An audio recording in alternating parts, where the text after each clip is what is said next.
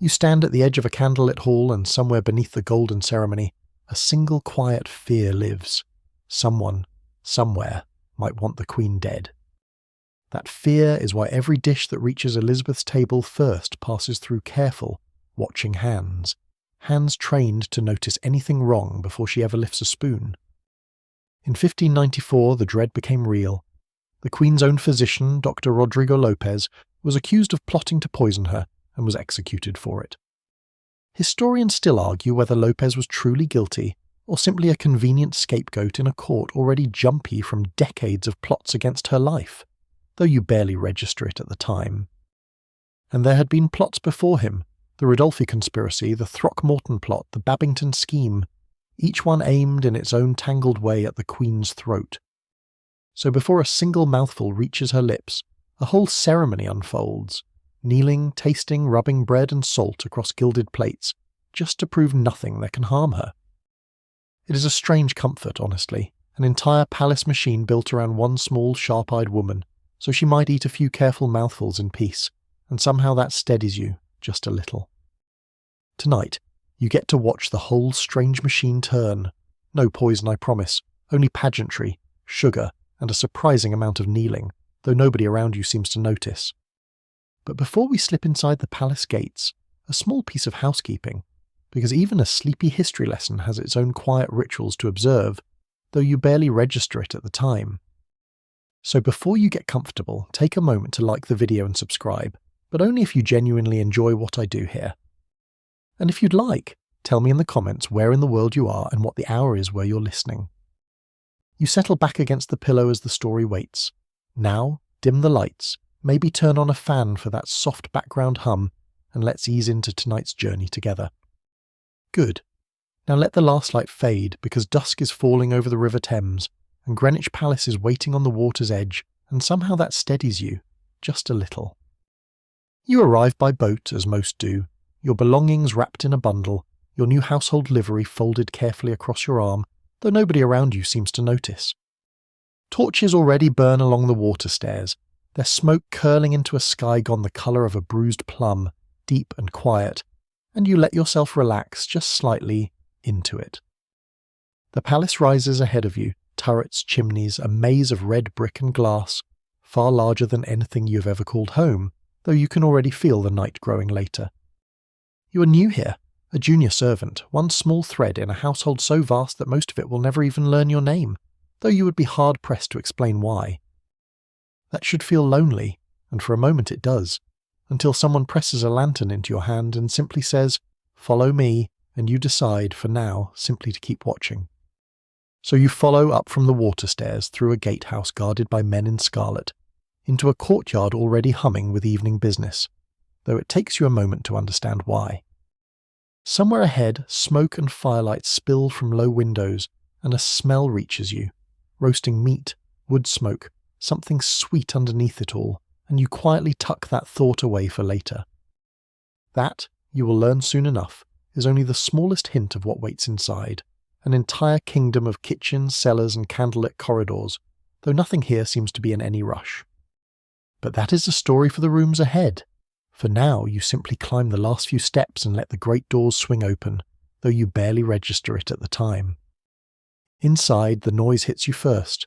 Footsteps, low voices, the clatter of somewhere unseen already at work, though the Queen herself is nowhere in sight, and somehow that steadies you, just a little.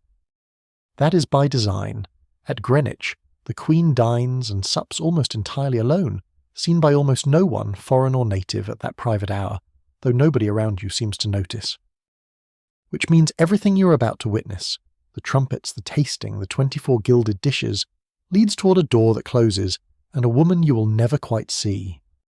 It is, in its way, the most elaborate dinner party in England, thrown entirely for the benefit of a guest who never technically attends, and you let yourself relax just slightly into it. A steward glances at you, sizes you up, and hands you a plain woolen tunic. "Welcome," he says, before disappearing back into the crowd, though you can already feel the night growing later. You pull it over your head, tuck in the linen sleeves, and try to look as though you belong here, which tonight you almost do, though you barely register it at the time. Around you, the courtyard hums, Grooms leading horses, boys hauling firewood, laundresses folding linen by torchlight, all moving with the same unhurried urgency, and somehow that steadies you, just a little. No one here seems to be in a hurry, and yet somehow everything gets done.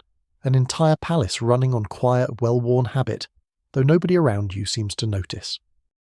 The great doors ahead swing open, and beyond them stretches a hall so long that the far end vanishes into shadow and candle smoke, and you let yourself relax just slightly into it.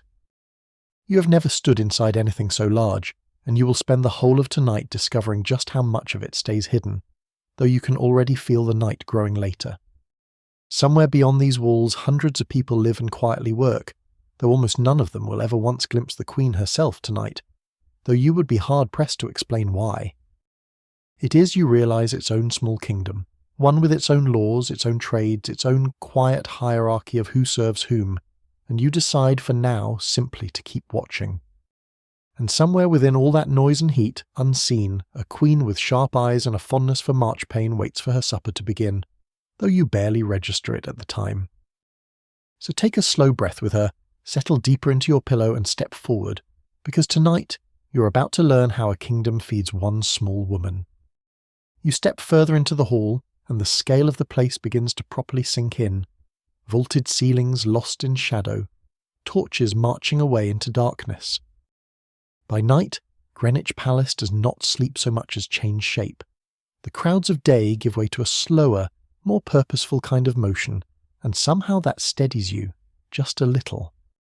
Hundreds of people live within these walls, and hundreds more arrive each day simply to keep the machinery of royal life turning smoothly, though nobody around you seems to notice. Twice a day, at set hours, this entire household is fed, an operation so large it would humble most towns in England, and you let yourself relax just slightly into it. You are one small part of that operation now, a junior servant, unranked, unnamed to most, but useful if you learn quickly, though you can already feel the night growing later. No one expects you to understand the whole of it tonight. Only the household itself understands the whole of it, and even that is doubtful, though you would be hard-pressed to explain why. Still, someone gives you the shape of things, because even a sprawling household needs a story simple enough for a new arrival to follow, and you decide, for now, simply to keep watching. The household, they tell you, splits neatly into two great halves, one built entirely for magnificence and ceremony, the other built simply for endless supply, though it takes you a moment to understand why. The first half tends the chambers, the ceremony, the glittering surface of royal life that visitors and ambassadors are meant to see, and you quietly tuck that thought away for later. The second half, kitchens, cellars, storerooms, and endless careful provisioning, keeps that glittering surface fed, warmed, lit, and quietly running underneath it all, though nothing here seems to be in any rush. Tonight, you belong to the second half, the unglamorous, largely unglimpsed machinery that makes the first half's glamour even possible at all, and you cannot help but notice how calm it all feels. It is, in essence, the difference between the actors on a stage and the many hands hauling the scenery behind the curtain, though you barely register it at the time. You will not wear silk tonight, nor stand near the throne, but you will see rather more of the palace than most silk wearers ever do, and somehow that steadies you, just a little. A senior servant leads you onward, naming rooms as you pass them, faster than you can possibly hope to remember on your very first night, though nobody around you seems to notice. The presence chamber, she says, with a wave of her hand, where the throne sits, and where even an empty chair receives a formal bow, and you let yourself relax just slightly into it. Beyond that, she says, lower still and quieter, lies the privy chamber, and past it the bedchamber, where almost no one is ever allowed, though you can already feel the night growing later. You will likely never set foot in either, she adds, not unkindly, simply as fact, and somehow that makes you feel a little more at ease, though you would be hard-pressed to explain why.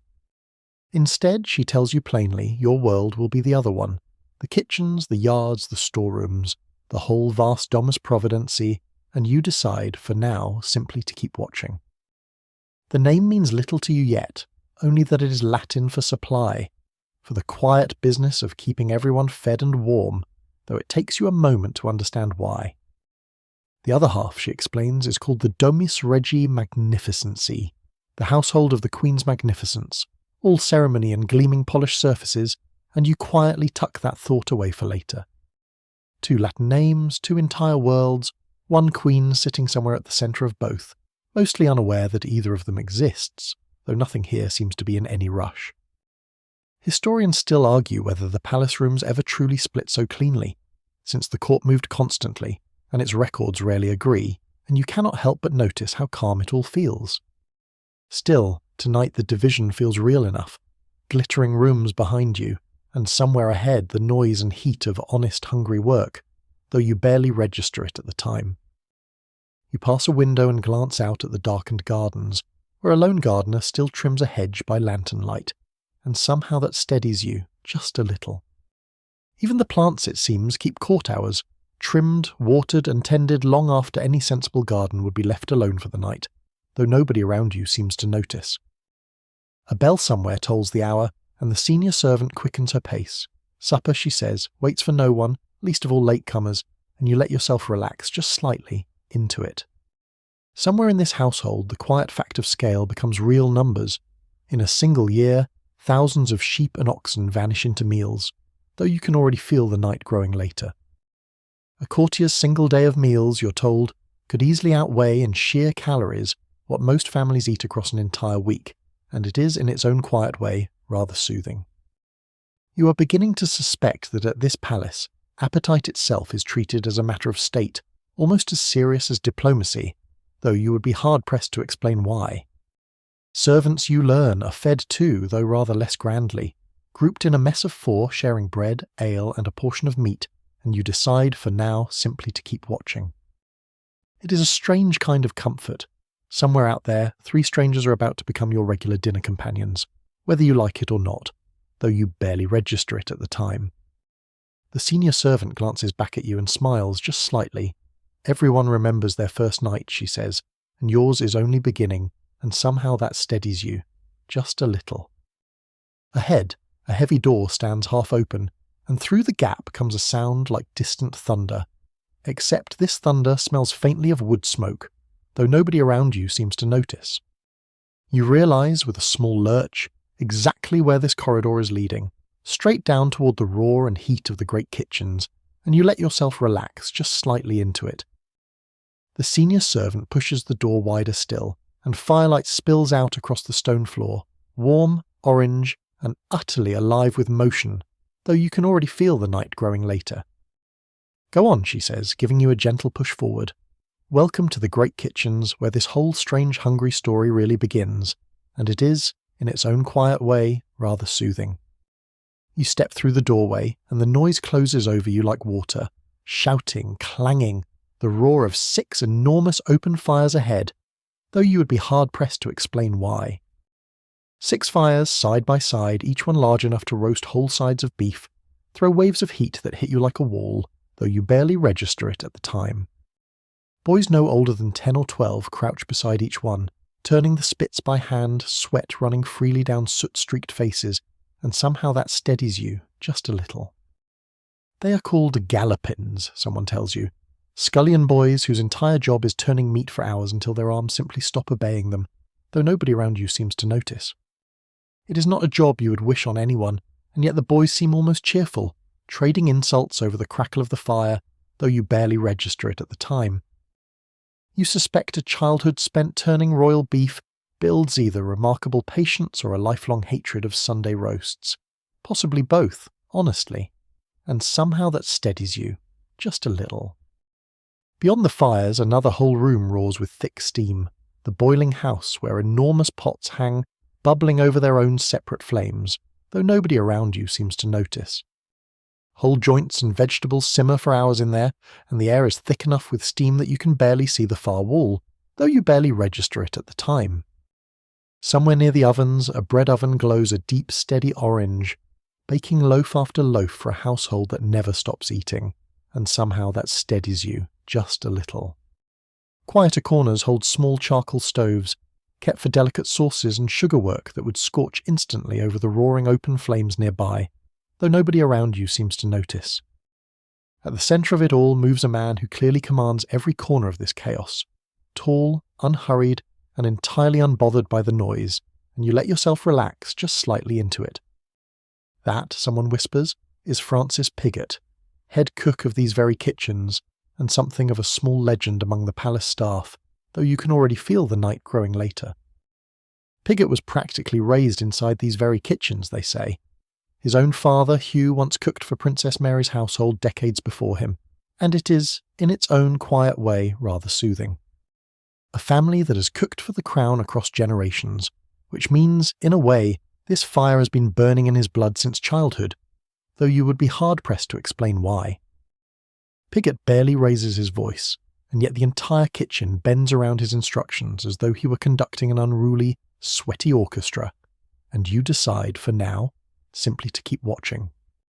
You watch him taste something from a bubbling pot, pause, and add a single pinch of something you cannot identify from across the room, though it takes you a moment to understand why. Whatever it was, it apparently satisfies him, because he moves on without a word, and the whole kitchen seems to exhale slightly, and you quietly tuck that thought away for later. There are, you learn, 2 entire kitchen staffs working here, one that cooks for the Queen, another that feeds the rest of the hall, though nothing here seems to be in any rush. Each staff has its own master cooks, its own yeomen, its own grooms and pages, an entire second kitchen hiding just out of sight, though you barely register it at the time. You had assumed wrongly that one kitchen would be enough for one palace. Apparently royal appetite does not believe in redundancy being wasted, and somehow that steadies you, just a little. Someone hands you a bundle of firewood and points toward the nearest fire without explanation. Apparently your education begins with simple, honest labour, though nobody around you seems to notice. You feed the flames as instructed, and the heat presses against your face until your eyes water and your new tunic sticks to your back, though you barely register it at the time. Around you, the gallopins call out to one another, timing their turns, keeping every joint of meat rotating at exactly the right pace, and somehow that steadies you just a little.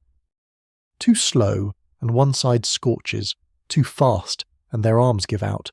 There is a surprising amount of skill in something so simple, though nobody around you seems to notice.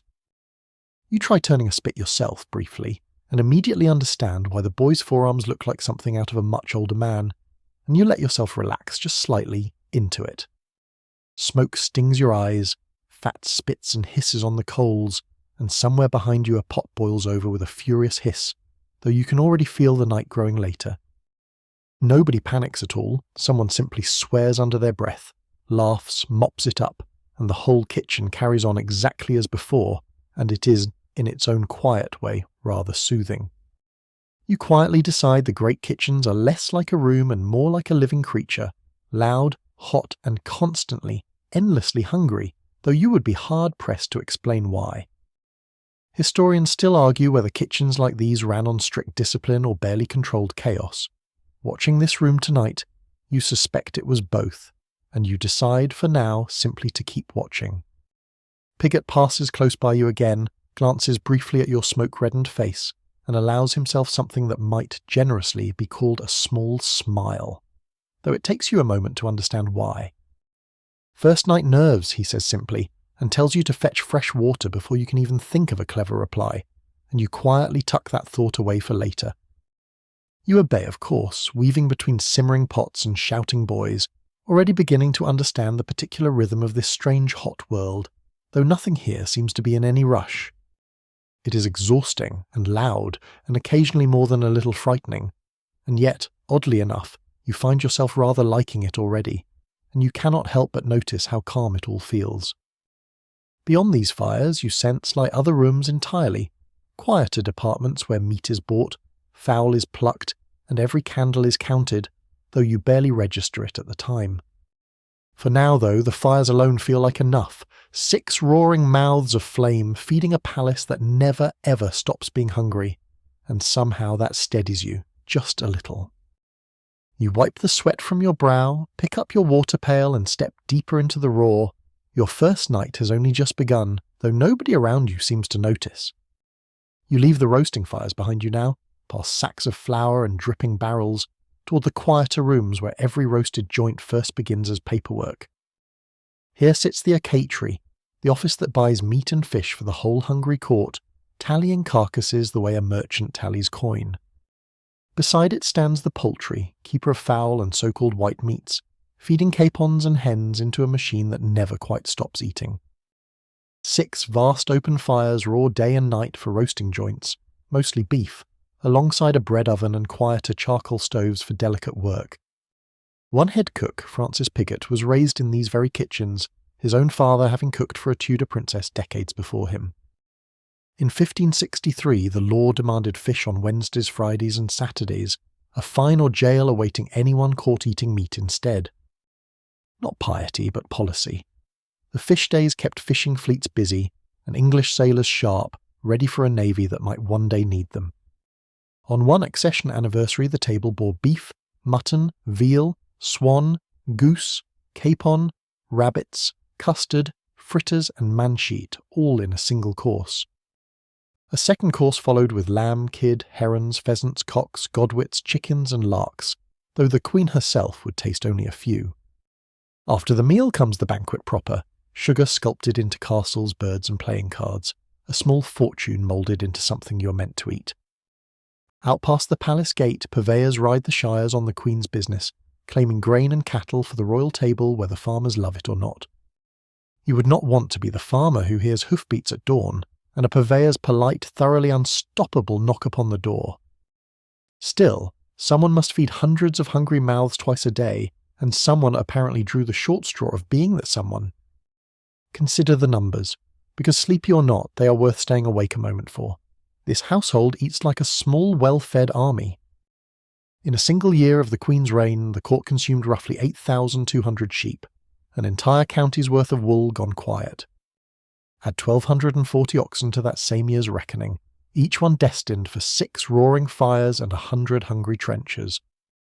Deer numbered 2,330, hunted and carted in, because even nobility needs venison to prove it is nobility. Pigs came to about 1,870, quietly becoming bacon, brawn, and 100 other dishes nobody bothers to name at midnight. Calves totalled some 760, tender and prized, while wild boar limped in at a modest 53, the year's rarest delicacy. 53 boar against 8,000 sheep somewhere. A boar is feeling smug about being so exclusive, so difficult, so worth the hunt. All this to feed some 400 to 600 people, twice daily, in a routine so vast it barely counts as remarkable anymore here. A single courtier's daily fare could top 5,000 calories, which sounds impossible until you remember nobody here owns a treadmill or wants one. Every ox, every sheep, every stray boar must be logged, priced and justified to the men who watch the household's money like hawks.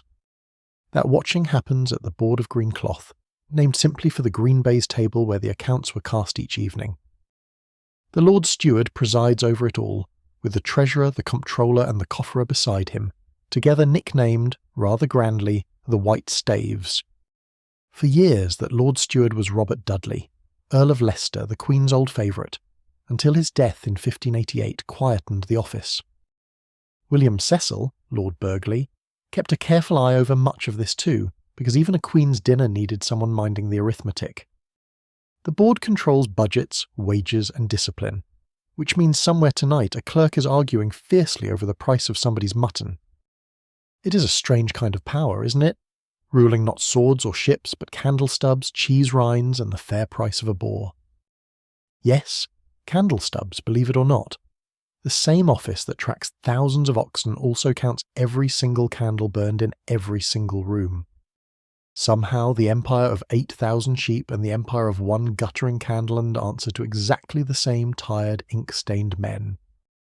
Historians still argue whether the household's own tallies were ever fully accurate, given how often the court packed up and moved between palaces. Every royal progress and every prince's visit meant new inventories, new counts, new arguments about who miscounted what back at the last great house. There is something almost tender in it, this obsessive counting, as if care for a monarch could be measured in oxen and wax. The purveyors, meanwhile, keep riding, keep claiming, keep making themselves quietly unpopular in nearly every shire between here and the Scottish border. Somewhere a farmer sighs and hands over his best calf, comforting himself that at least the Queen will never personally meet him. You watch the tally clerks bent low by candlelight, quills scratching, ledgers thickening, numbers climbing toward totals no single person could ever eat alone. And that really is the quiet joke buried in all of this. An empire of livestock assembled so one careful woman can eat sparingly. The Acatri's fish orders swell too on the eve of a fasting day, because even abstinence at this court requires careful advance planning. White meats, dark meats, red meats, all sorted, priced and carted onward by men who will never once sit at the table they fill. You breathe in salt and sawdust here, the smell of an accounting office trying very hard to also smell like a working farmyard. Somewhere behind you the great fires still roar on, turning tonight's tally into tomorrow's dinner, one careful, counted animal at a time. And so the numbers settle, the ledgers close for the evening, and you follow the quiet ache of duty deeper into the palace's hidden departments. The first door beyond is hung with folded linen, the ewery, where basins and ewers wait to wash royal hands before and after every meal. Servants here rinse cloth and polish silver, an endless quiet labour nobody outside this small room will ever think to notice or thank. Next comes the cellar and buttery, racks of casks stretching into shadow, where butlers draw off ale for a court that drinks it constantly. Even at breakfast people here drink ale, since water is considered unsafe, a habit that would ruin most modern mornings rather badly. For grander guests the buttery pours proper wine instead, claret, malmsey and sack, poured carefully so no goblet ever runs dry too soon. You wonder briefly whether anyone at this court has ever simply asked for a plain, quiet glass of water and been laughed out of the hall. Onward to the spicery, shelves stacked with pepper, cinnamon, dried fruit and wax, small precious sacks worth more, ounce for ounce, than most furniture. Every pinch of spice here travelled by ship from somewhere warmer, sunnier, and considerably less damp than this particular English river palace. Beside the spicery sits the chaundry, keeper of candles, burning through roughly £686 worth of wax in a single year. That is a great deal of money spent simply so nobody trips over a stair in the dark on their way to bed. The larder waits further on, cool stone walls holding salted meat, cured fish, and the patient hush of food waiting its turn to be cooked. At Hampton Court, fresh fish is famously packed in damp seaweed, kept alive with cold and salt water long enough to survive the journey inland. Somewhere a fishmonger is very proud of that seaweed trick, and frankly, after a journey like that, the fish has rather earned some respect. Past the larder stands the pastry, warm with its own small ovens, where crusts are rolled and custard set for tomorrow's waiting courses. The boiling house sits nearby too, great pots forever simmering, softening the toughest cuts into pottage while the scullery scours every pot they empty. Wax for the chaundry, spice for the spicery, all pass first through the wax chandler's careful scales, weighed as solemnly as coin to mint. Comfits and candied fruit crowd one's spicery shelf, tiny sugared treasures destined for the sweet banquet that follows every grand and lengthy dinner here. The almonry keeps its own quiet ledger too, counting broken meats and old bread set aside each evening for the poor gathered at the gate. Even fuel has its own bureaucracy, the woodyard weighing every cartload against the number of hearths it must warm before the next delivery arrives. Quirky tidbit for the sleepless. Sugar plate subtleties could be shaped into whole dishes and cutlery, so a guest might eat the very plate itself. Historians still argue whether such sugar subtleties were truly eaten, or merely admired once, then quietly swept away uneaten by tired serving hands. The smell here is gentler than the roasting kitchens, sugar and butter instead of smoke, a small sweet corner in a very savoury palace. Finally the woodyard, stacked with logs enough to feed 6 roaring fires, and 100 smaller hearths scattered across this enormous hungry building. A single wood-bearer earns just 1 penny a day for hauling fuel that keeps an entire royal household warm and its dinners actually cooked. 1 penny a day for that much wood. You begin to suspect the real currency of this palace was never quite silver at all. Each of these rooms has its own yeoman, its own grooms, its own careful clerks keeping tallies nobody upstairs will ever bother to read. Together they form a machine that almost nobody in the presence chamber ever sees, humming quietly beneath the silken ceremony above them. The Uri's basins gleam by torchlight, waiting patiently for hands that will not touch them again until the next meal is announced. Historians still argue whether every gallon of ale and every ounce of costly wax logged here was truly used, or quietly carried off as perks. It would hardly be surprising if it were both, honestly. Perquisites and provisions were never so easily told apart in a household this size. You picture the chaundler counting candle ends the way a miser counts coin, each stub too precious to simply throw away unaccounted for. Meanwhile, the spicery locks its cupboards each evening, because sugar and pepper, ounce for ounce, were worth more than most household silver plate. The cellar men roll another cask into place, murmuring about levels and losses, the eternal accountancy of thirsty courtiers and thirstier guests.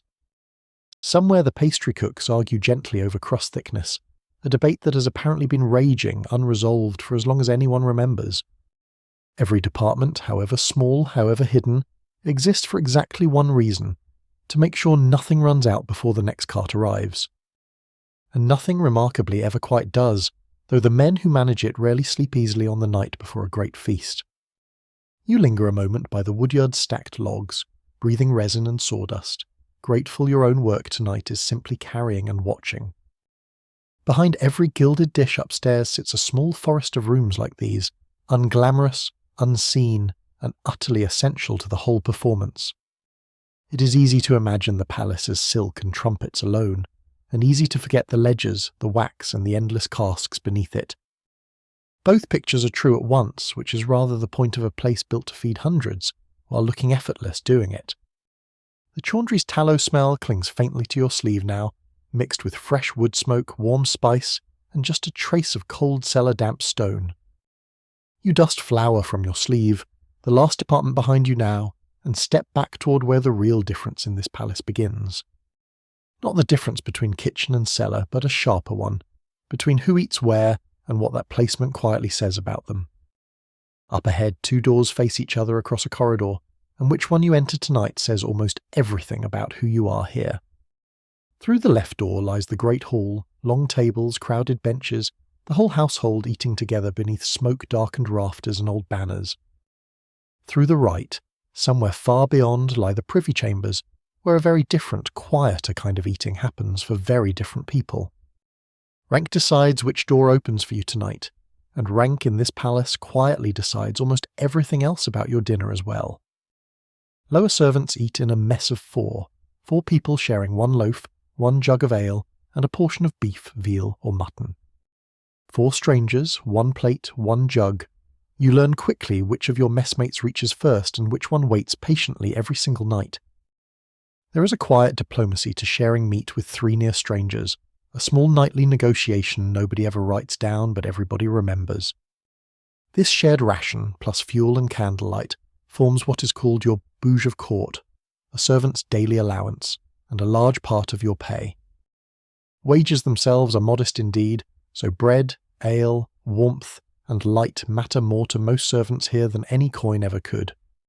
Livery clothing, Christmas bonuses, and New Year gifts of gilt plate round out the reckoning, since coin alone was never quite the whole story. You begin to understand why servants guard their bouge so fiercely, lose your allowance, and you have lost most of your actual wages too. In the great hall itself, rank arranges the very seating. Gentlemen nearer the high table, grooms and pages further down, scullions nearest the draughty door. Even the bread differs by rank. Manchi, the fine white loaf for the top of the room, coarser cheat bread for everybody else. It seems faintly unfair until you remember that everyone, high or low, is still eating rather better than most people beyond these walls tonight. After the meal, the bread trenchers, stale, flat loaves once used as plates, are carefully gathered up rather than simply thrown away entirely. Softened by gravy and juices, these old trenchers are collected and carried, eventually to the poor waiting quietly at the palace gate. Tonight's dinner plate, in other words, becomes tomorrow's charity, passed from a nobleman's table to a beggar's hands within a single day. It is, in its odd way, an early form of recycling. Nobody called it that then, but the principle would feel familiar now. At the gate each morning a small, patient crowd already waits, hands out, for whatever yesterday's grand table is finished with by dawn. Meanwhile, far past the hall's noise and clatter, the privy chambers keep an entirely different rhythm altogether, hushed, careful, and deliberately unhurried. Where the hall roars with benches scraping and voices rising, the privy chambers barely make a sound above a whisper and a footstep. The gentlewomen of the privy chamber dine apart too, paid little more than status and nearness, 4 of the bedchamber closer still to the queen. Some of those ladies serve entirely unpaid, trading years of labour for nearness to the most powerful woman in England and nothing more. The gentlemen ushers guard every threshold between hall and chamber, deciding with a glance who may pass and who must simply wait outside a little longer. Pages as young as 7 already learn this world of doors and careful ranks, carrying small errands between kitchen, hall, and quiet privy chamber daily. The sewer directs each dish at the grander table, carrying a folded towel and setting every plate exactly as long custom quietly demands. Beside him waits the cupbearer, pouring wine only when summoned, and the patient carver, whose steady knife must never once slip before noble eyes. Historians still argue whether these careful officers ever softened strict protocol for a favoured servant, or held the line exactly the same for everyone here. 2 worlds, 1 roof, trumpets and crowded tables on one side, careful silence, and a handful of trusted faces on the other. Historians still argue whether rank at table was enforced as strictly as the old records suggest, or softened, sometimes, by simple human kindness. Certainly nobody wrote down the nights a kind cook slipped an extra crust to whichever messmate looked hungriest, but surely those nights happened. An almoner oversees the gate's giving, counting loaves the way the board of green cloth counts candles, generous but never carelessly so. You carry a jug of ale toward your own mess of 4, careful not to spill a drop you will genuinely miss later. Your 3 messmates already wait, eyeing the loaf with the patient, practised hunger of people who have done this every night for years. Someone jokes that the 4th share always seems smaller than the other 3, a complaint apparently as old as the mess system itself.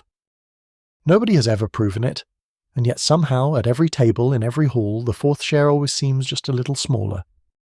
Above you, in rooms you will likely never enter, other servants set a very different, much smaller table for far fewer, grander mouths. The distance between those 2 tables is only a few corridors, yet it might as well be measured in entirely different worlds. Still, both tables run on the same quiet machinery, bread baked, ale drawn, candles lit, by hands that rarely eat what they carry.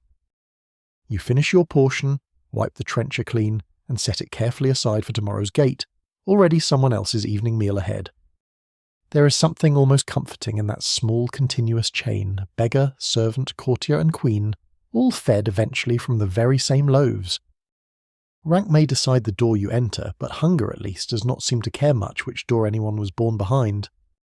You rise from the bench, sleeves dusted with crumbs, and follow the corridor onward, toward the doors where the real ceremony begins tonight. Your feet leave the hall behind and climb toward grander rooms, past guards who barely glance twice, into the hush of a corridor lined with tapestries and candlelight. Here the ceiling rises higher, the floorboards gleam darker, and every voice in the corridor drops to something closer to a whisper than a word. You have reached the presence chamber, the room where the public queen still lives, even on the nights when she herself is elsewhere entirely. At its far end stands a canopy of state, cloth of gold and crimson stretched above an empty chair, waiting the way a stage waits before the actor arrives. Every courtier who enters this room bows first to that chair, not to any person sitting in it, because tonight, as most nights, nobody is. Historians still argue over exactly which rooms served which function, since the court moved palace to palace, and even the clerks disagreed on the names. Whatever the record says, one rule never wavers here. Reverence is owed to the office of queen, whether or not the queen happens to occupy it. You watch a bearded ambassador sweep his hat low before the throne, then straighten, satisfied, as though the furniture itself had nodded politely back. It is, you privately think, the strangest job description in England. Bow deeply to an empty chair, and try very hard not to smirk while doing it. The table here too gets dressed for company that has not arrived, laid in state with linen, plate and salt as though royalty were expected any moment.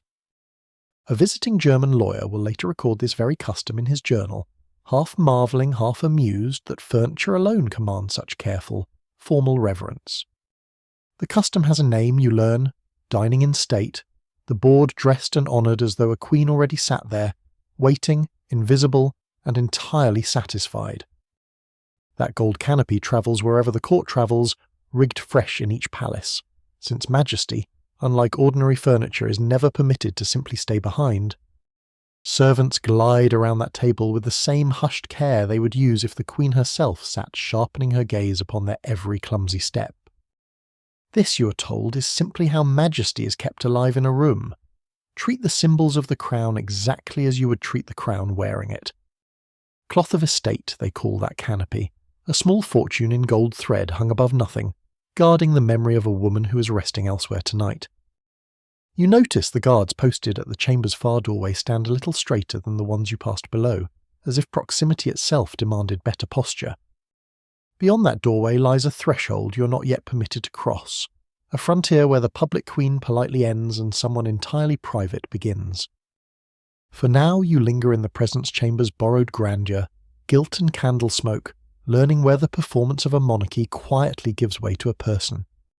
A hard fact worth keeping: the presence chamber was genuinely semi-public, open to courtiers, petitioners, and visiting foreigners who came simply to be near the throne. Beyond it, the privy chamber admitted almost no one uninvited, a frontier of doors, ushers, and unwritten rules protecting the queen's actual private hours. You watch petitioners linger near the empty throne for hours, hoping proximity to furniture might somehow translate into favour, coin, or a whispered word of influence. It rarely does, of course, though nobody tells them that.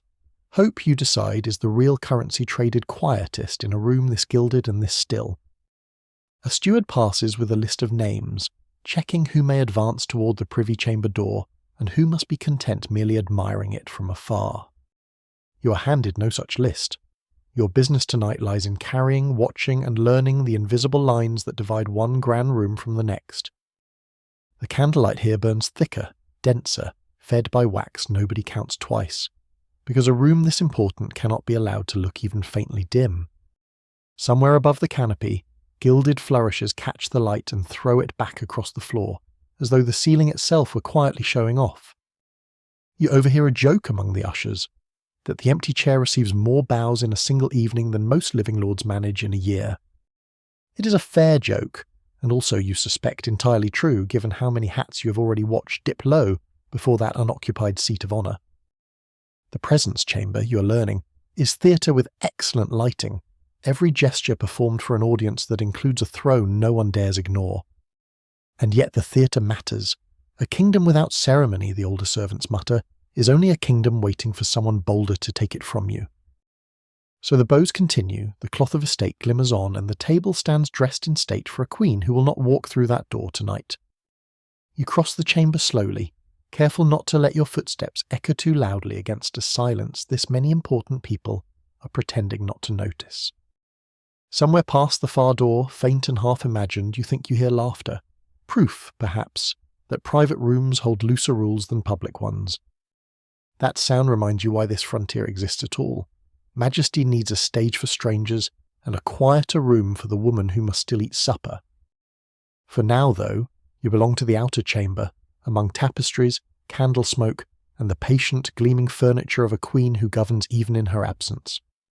You steal one last look at the throne before an usher gestures you onward, its empty velvet seat somehow more commanding than most men standing upright. The public queen, you decide, is a magnificent invention, cloth, gold, and careful silence, built to hold a nation's gaze while the real woman rests. And so you leave the presence chamber behind, its boughs and candlelight settling back into stillness, and turn toward the quieter frontier still waiting just beyond. The frontier gives way at last, and you step, cautious and half-breathless, into the hush of the privy chamber, the queen's own private country within her palace. Since 1559, this chamber and the bedchamber beyond it have stood sealed off, a private world guarded by rules the presence chamber never needed. Here the furniture is finer, the silence thicker, and the handful of women moving through it answer to no one below the queen herself. These are her gentlewomen of the bedchamber, 4 of them, trusted with the most intimate hours of a monarch's day, dressing, undressing, and simply being near. 7 more gentlewomen of the privy chamber attend a slightly wider circle, each drawing roughly £33 and 6 shillings a year for her devoted service. 4 chamberers handle the humbler, harder tasks of the bedchamber, earning some £20 yearly for work no courtier would ever dream of boasting about. Then come the maids of honour, younger, unmarried, decorative and watchful, learning the court's every unspoken rule while praying not to break one by accident. And beyond even these paid ranks stand ladies who serve for no wage at all, trading years of labour simply for the privilege of nearness to power. It is, you think, an unusual kind of currency, proximity to a queen, spent instead of coin, and apparently considered worth every unpaid hour of it. The discipline here is famously ferocious. One wrong word, one careless laugh, one letter delivered without permission, and a lady's favour could vanish overnight entirely. No lady of this chamber may marry without the Queen's express consent, a rule enforced with a temper that courtiers learned to fear more than any storm. Historians still argue whether that fury sprang from royal jealousy, from simple caution about scandal, or from a queen who trusted almost no one fully. A gentlewoman of the bedchamber earns no fortune, yet families still angle for years to place a daughter this close to the Queen's own private hours. The Queen once raged for weeks over a lady wed in secret, the older servants recall, proof that ferocious discipline was never merely idle palace gossip. Some ladies, you learn, serve entirely without wages, paid only in nearness, a currency apparently richer here than any coin the cofferer ever counted. Whatever the reason, more than one lady who married in secret found herself banished, imprisoned, or coldly frozen from favour the moment the truth surfaced. You have heard the older servants whisper that love, in this chamber, is the one luxury even wealthier than sugar, and far more dangerous to indulge. A quiet joke travels among the pages. Better to smuggle contraband past customs than to smuggle a suitor past the Queen's watchful, ever-present ladies. Yet for all the fear, positions here are fiercely wanted. Families petition for years just to place a daughter among these watched and privileged women. Status, not salary, is the true prize. A place at the Queen's elbow outweighs, for some families, an entire fortune spent on lesser advancement. You pass a gentlewoman folding linen with the calm precision of someone who has folded that same linen 10,000 times without a single complaint. She does not look up as you pass. Ladies of the bedchamber, you're learning, notice everything while appearing to notice absolutely nothing at all. Beyond her, through a half-open door, you glimpse the bedchamber itself, hushed, curtained, a private room built for a woman who is rarely truly alone. It is a strange kind of solitude, you think, to be surrounded always by watchful women and still be called, by everyone, the most private person in England. The grooms of the Privy Chamber work this same guarded territory, 8 ordinary and 4 extraordinary by the recent count, men trusted near her daily business. Ushers stand at every threshold here, controlling who advances and who waits, their faces trained into the specific blankness that comes from decades of practice. You ask one usher, quietly, what happens to servants who wander past the wrong door by accident. He only smiles and says you truly do not want to know. It is, you suspect, half a joke and half an honest warning, delivered in the exact tone that makes you decide never to test the theory yourself. The ladies here serve for reasons beyond money, influence for their families, marriages arranged through royal favour, and the simple prestige of standing near a crown. Yet the cost is real too. Years of unmarried waiting, careful speech, and a discipline that would exhaust almost anyone outside this particular glittering cage. A quirky truth worth keeping, some of the most powerful women's household in the country were paid nothing at all, only the nearness itself. You think of your own modest wages, your bread and ale, and decide that whatever this life costs the ladies, it is a price you are glad to skip. Still, you cannot deny the pull of it, the hush, the candlelight, the sense of standing at the very centre of everything that matters in England. A maid of honour hurries past with an armful of ribbons, late for some errand only the bedchamber's rhythms could ever fully explain to an outsider. You step aside to let her pass, and she offers the briefest private smile, the kind reserved for servants who know exactly when to make themselves invisible. That smile, small as it is, feels like the nearest thing to a secret you have been handed all evening inside this guarded, glittering household. Some of these women arrived as girls and will leave decades later, having spent an entire adult life inside these same 3 guarded rooms. You wonder, quietly, whether any of them ever regret it, though nobody here would dare say so somewhere the Queen's ladies might overhear. The Privy Chamber holds its breath around you, patient and watchful, a private country ruled by unwritten laws no outsider fully learns until they break one. and somewhere beyond the next hushed doorway you sense the actual work of dinner is gathering itself quietly, waiting only for its appointed ceremonial hour. You follow that gathering hush back toward the outer rooms, where grooms and pages stand poised, waiting for a bell that has not yet rung. This is the strange rhythm of court service, the older grooms tell you, long stretches of idleness broken suddenly by bursts of frantic, exacting activity. A page no older than 7 stands near the doorway, spine straight, hands folded, already trained to hold perfectly still for longer than seems humanly possible. 7, you repeat to yourself, startled. Some boys begin this life of waiting and service before they have even lost their milk teeth. He does not fidget, does not yawn, does not glance toward you for reassurance. Someone has clearly taught him that stillness itself is a kind of skill. You wonder what his mother imagined for him, sending a child this young into a palace of ushers, rods, and ferociously watched doorways. Ushers move along the corridor, checking names, checking postures, checking that every groom stands exactly where the ceremony will shortly require him to be. Their control of who enters and who waits outside is absolute. A duke and a delivery boy receive precisely the same unblinking scrutiny at the door.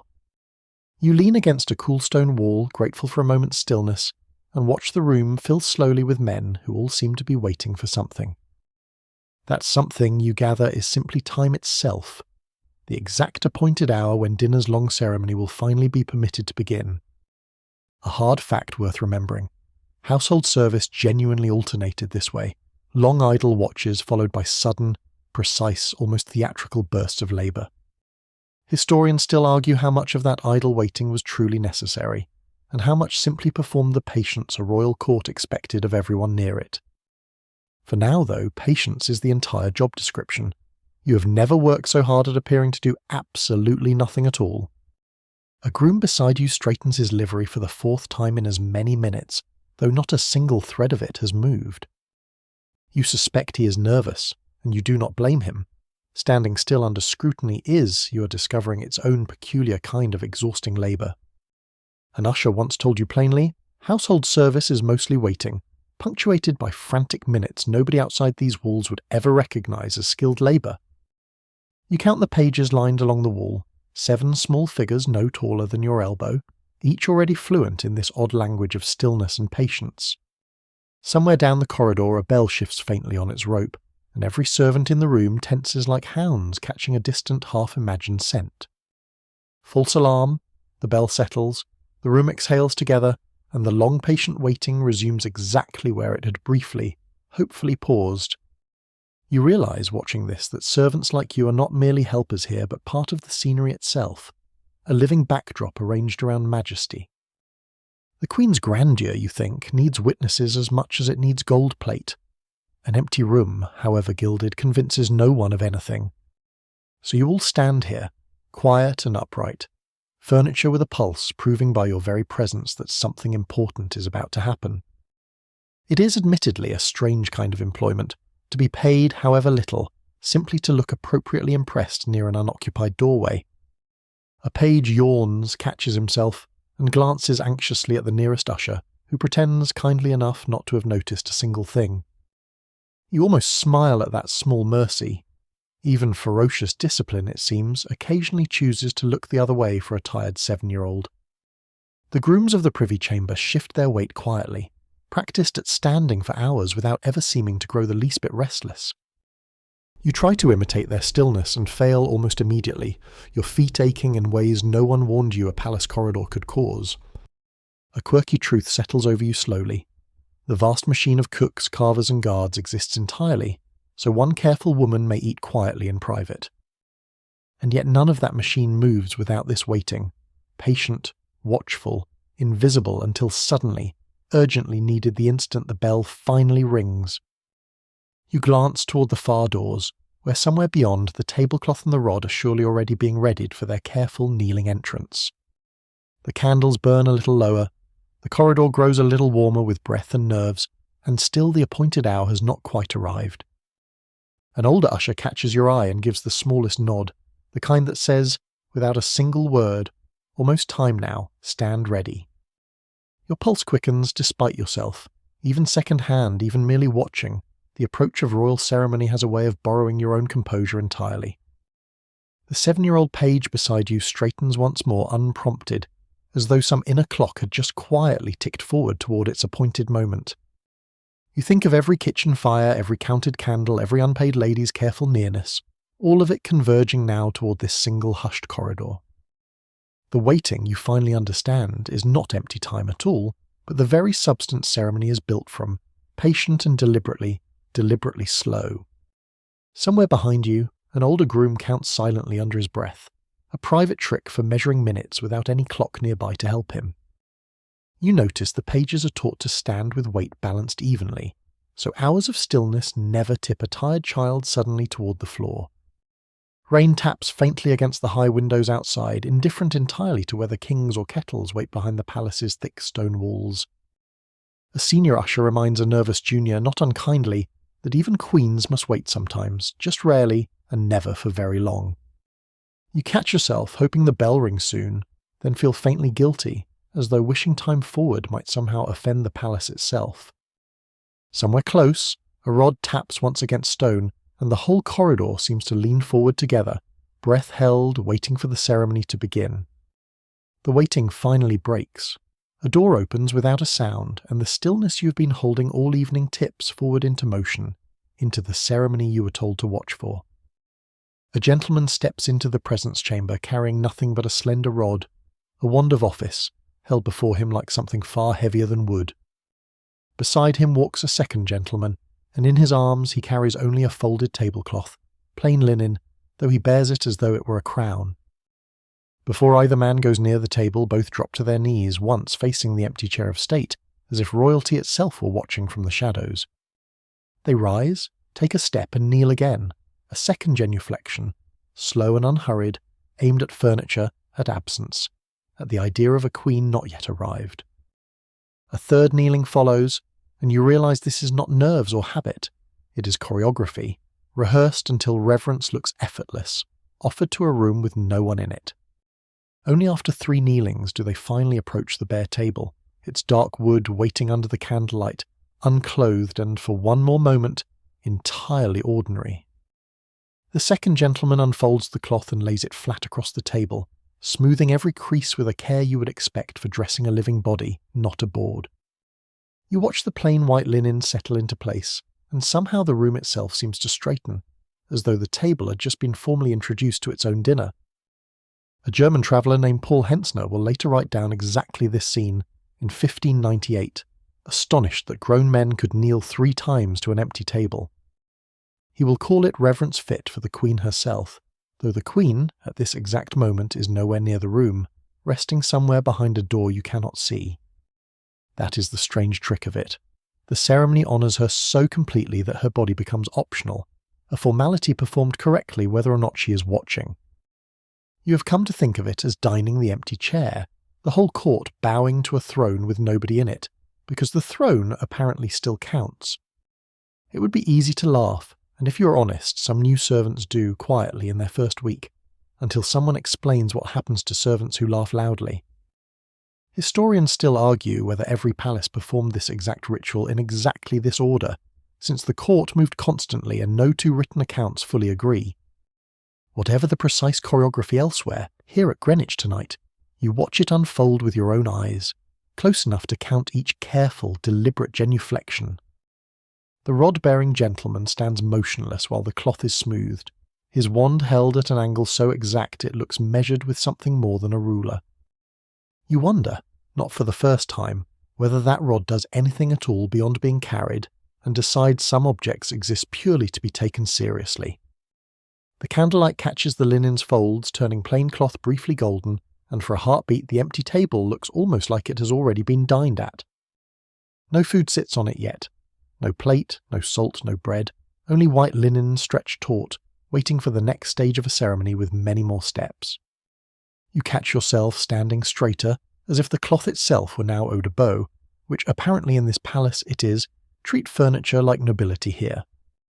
Once the cloth lies perfectly flat, both gentlemen step back from the table in unison, retreating the way they came, never once turning their backs on it. They kneel a final time at the threshold, the same 3 genuflections offered in reverse, bowing their way out of a room they only just finished dressing. Then, as quietly as they arrived, they're gone, leaving behind an empty chamber, a laid table, and a silence that somehow feels heavier than before they entered. It occurs to you that no one has eaten anything, no one has spoken a word, and yet the whole room now feels like it just witnessed something important. That is the quirky part of English royal dining you are only now beginning to understand. Half the ceremony happens for a table that has so far no diner. Somewhere beyond these walls, real cooks are working real fires, and real courtiers are waiting their turn, all orbiting a piece of furniture wearing a clean tablecloth. You almost want to applaud the way you might for a very small, very solemn play, except clapping, you suspect, would end your career here immediately. A junior page beside you exhales, as if he too had been holding his breath through all 3 kneelings, though he must have seen this 100 times. It gets easier to watch, he mutters, not quite convincing either of you, and you both stand there anyway, staring at linen like it might do something else. Nothing else happens, not yet. The table sits dressed and patient, candlelight sliding along its folds, waiting for the next pair of hands to arrive with more. You find yourself oddly moved by it, not the grandeur exactly, but the sheer stubborn insistence that a queen deserves ceremony even when she is not in the room. Maybe that is the real trick of majesty. Convince everyone, servant and courtier alike, that the empty chair still deserves your very best behaviour at all times. You breathe out slowly, matching the hush around you, and settle in to watch whatever comes through that door next, because clearly this ceremony's only beginning. Behind you, somewhere in the palace, kettle drums and trumpets wait their turn too, silent for now, saving their thunder for a moment still some steps away. For now, there is only linen, candlelight, and an empty table dressed with more care than most people manage for guests who actually show up. Before you have finished considering the tablecloth, the door opens again, and a new pair of gentlemen enters, one of them once more carrying that same slender rod.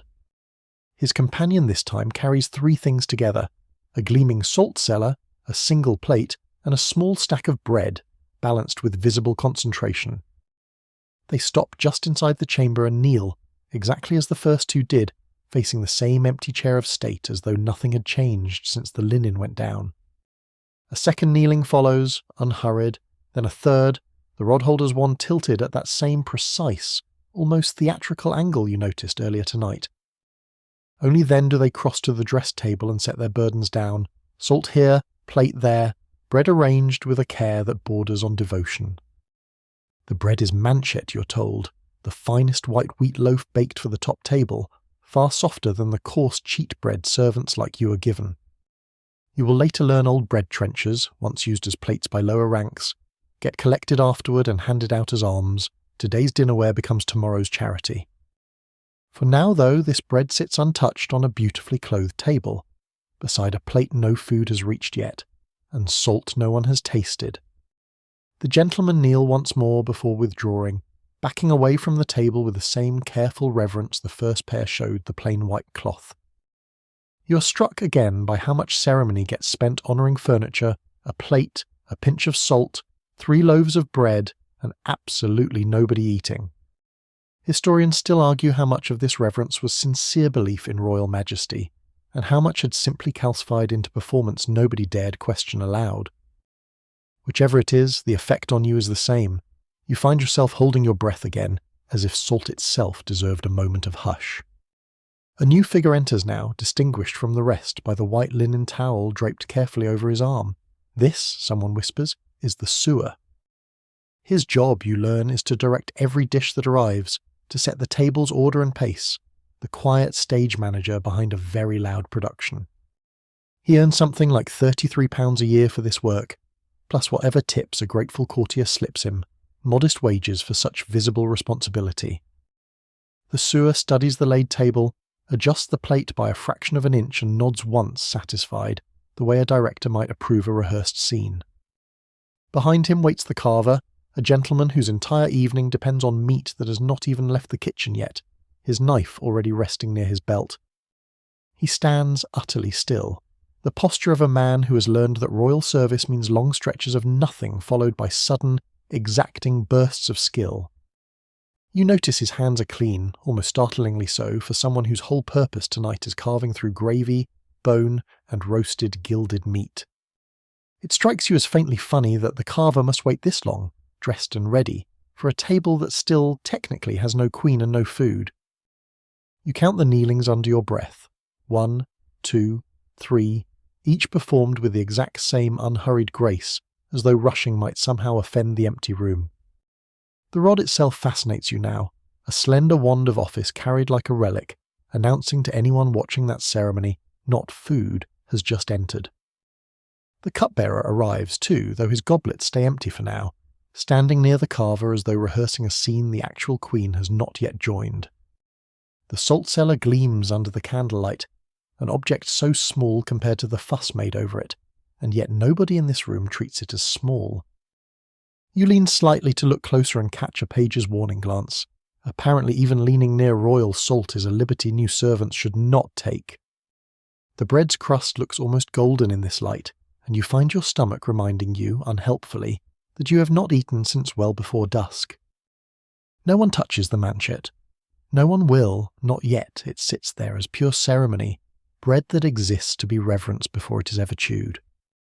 The plate is empty gilt, catching every candle flame that passes near it, multiplying the room's small light into something briefly, absurdly grand for one plate.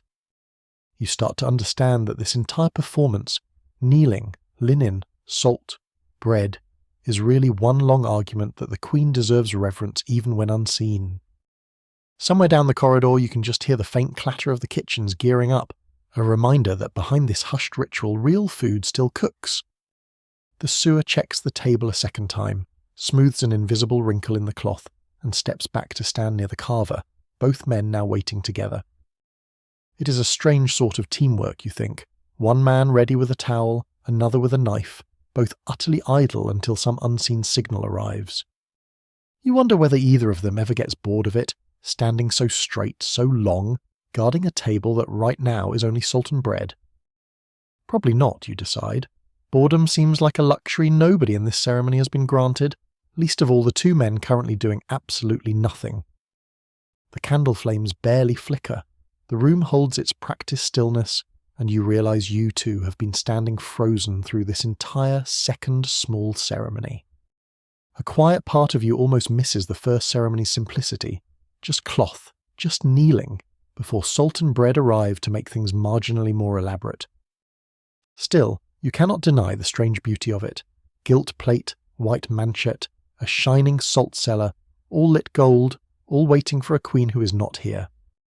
The carver shifts his weight only slightly, the first movement you have seen from him in what feels like several long candle-lit, thoroughly ceremonious minutes.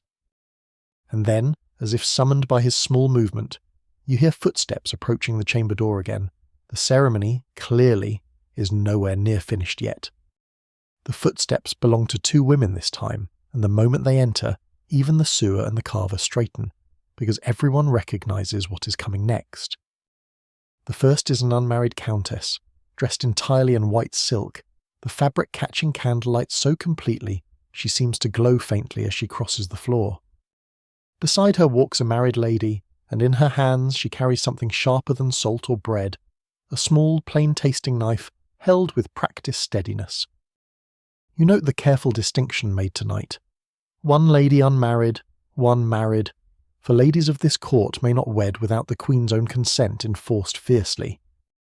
Unlike the gentleman before them, the Countess does not simply kneel, she prostrates herself fully 3 separate times before the same empty chair of state. Each prostration is slow, deliberate, her white silk pooling briefly on the floor before she rises again to approach the waiting candle-lit table once more.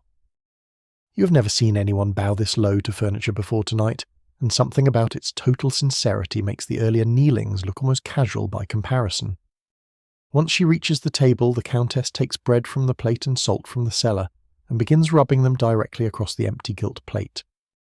She works the bread and salt over every inch of the plate's surface, thorough and unhurried, as though scrubbing away something only she could see.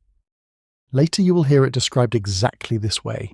She does it with as much awe as if the Queen had been present, though the chair stays empty. That phrase will stay with you longer than almost anything else tonight. this idea of performing devotion at full intensity for an audience of nobody. The married lady stands close by throughout, tasting knife still in hand, watching the plate being rubbed as though checking for something invisible to your own eyes. Bread and salt are the plainest stores kept in any larder, yet rubbed slowly and deliberately across gilt plate, they become quiet instruments of royal protection tonight. This whole gesture, you will learn, is not really about cleanliness. It is an old form of testing, a way of guarding the Queen's plate against poison. Poison at the royal table was never just a story told to frighten new servants. Real plots had aimed at Elizabeth's life more than once across her reign. Plotters had tried in 1571, and again in 1583, and again in 1586. Real conspiracies, real trials, real reasons for real fear. Even her own physician, a man trusted with her body's every ailment, would later stand accused of plotting to poison her, a scandal that shook the whole court. Historians still argue exactly how guilty that physician truly was, or whether fear and rumour made a convenient scapegoat out of a man simply in the wrong place. Whatever the full truth, you understand now why bread and salt get rubbed across an empty plate with such total, unsmiling seriousness before any meal begins. The Countess finishes, sets the bread aside and steps back, her white silk settling around her like something poured rather than worn, still faintly luminous in candlelight. The married lady tucks the tasting knife carefully against her side, its blade small and plain, nothing like the ceremonial rod you watched earlier this evening. You realise, quietly amused, that in this palace even the knife meant to catch poison looks less impressive than the wand carried purely for show. Both women kneel once more, the same triple reverence you have now watched performed by everyone who has entered this chamber tonight, gentleman or lady alike. They withdraw from the table backward, unwilling, like everyone before them, to turn their shoulders toward the empty chair even for a single careless step. A quirky thought strikes you as they go. Some of these ladies serve for no wage at all, paid only in nearness to the most powerful woman in England. Status, it seems, buys its own kind of currency here, proximity to a queen worth more to some than any coin the treasury could offer them.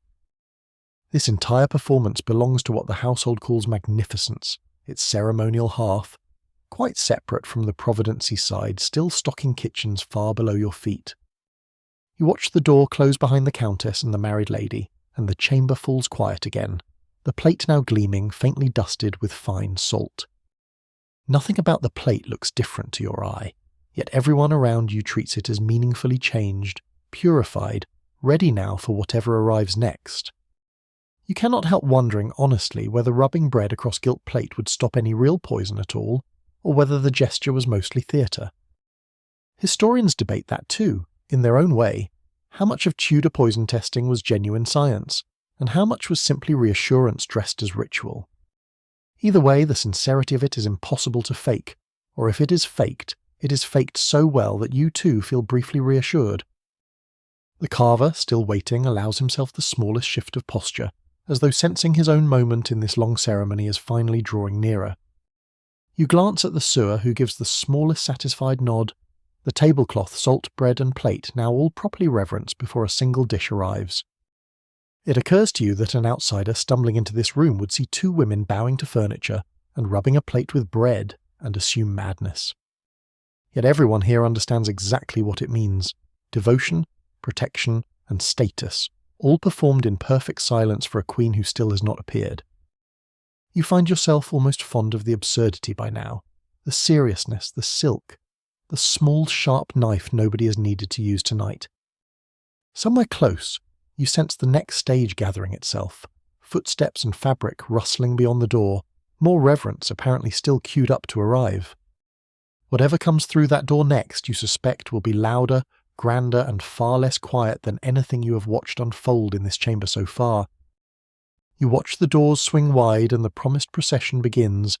Not ladies now, but a wall of scarlet bare heads bowed low before the table. These are the yeomen of the guard, chosen, so the record insists, for being the tallest and the stoutest men that could be found in England. Picture a doorway built for ordinary men, and through it duck a line of giants, each one seemingly taller than the last, scarlet sleeves brushing the frame. Their livery is scarlet through and through, dyed deep as fresh spilled wine, and across each broad back sits a golden rose stitched in thread of true gold. No caps, no helmets tonight, for they enter bareheaded before the table as a mark of respect, humble giants in a room built for a smaller queen. You have heard the kitchen boys joke that the guard was recruited by height alone, as if England kept a secret ledger of its largest men. Their wages, you learn, are modest indeed. What truly sustains a guardsman is his bouge of court, bread, ale, fuel, and precious candlelight, granted daily besides pay.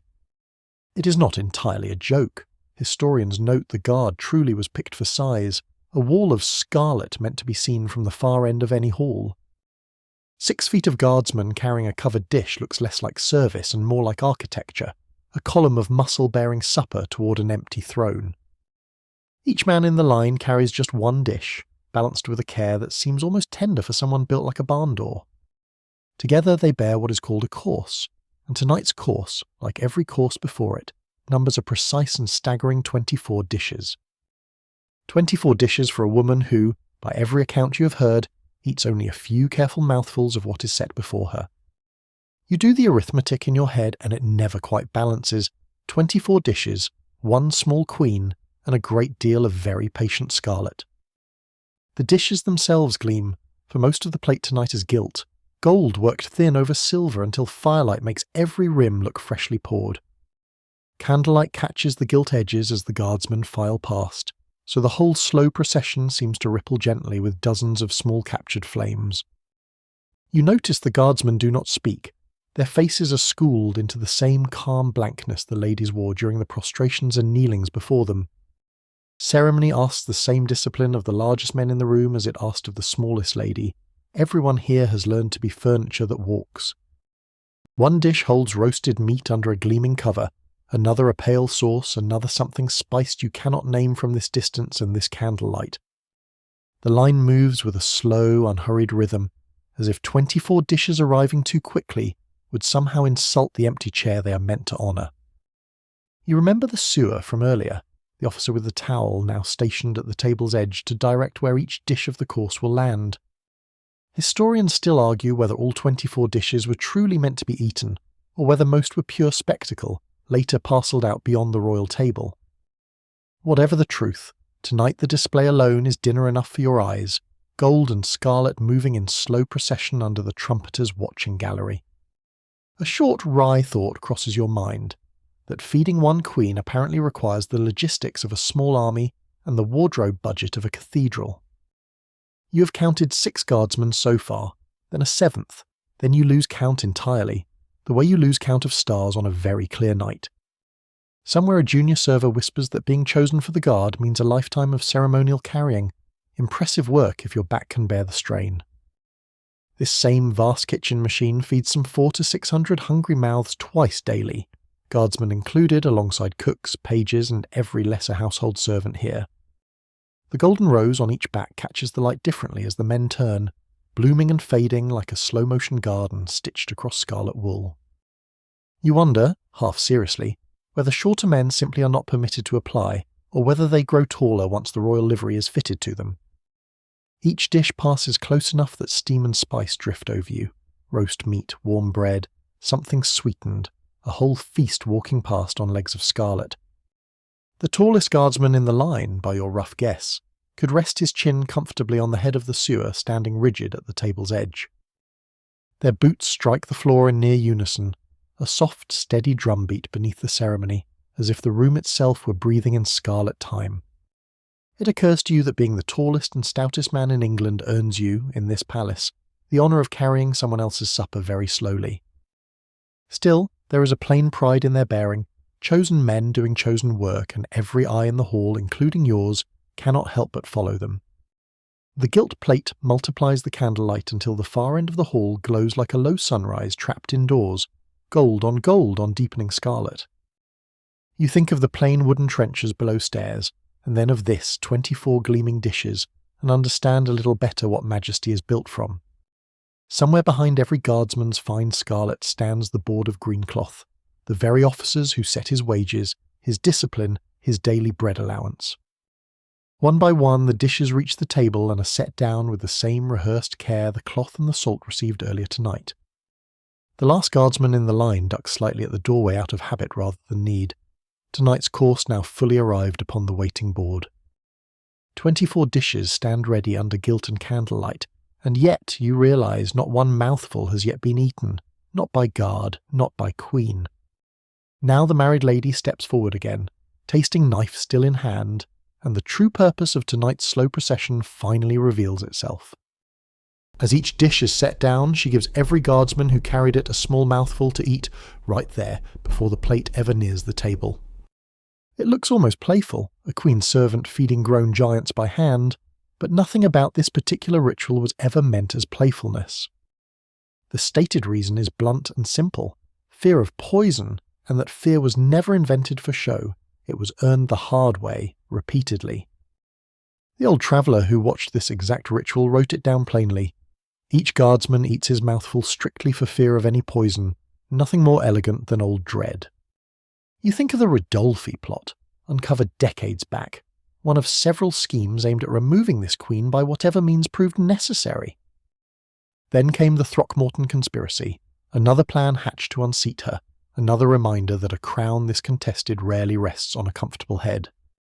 Worse still was the Babington plot, a scheme to kill the queen outright and free her rival cousin, uncovered only by careful, patient spy work.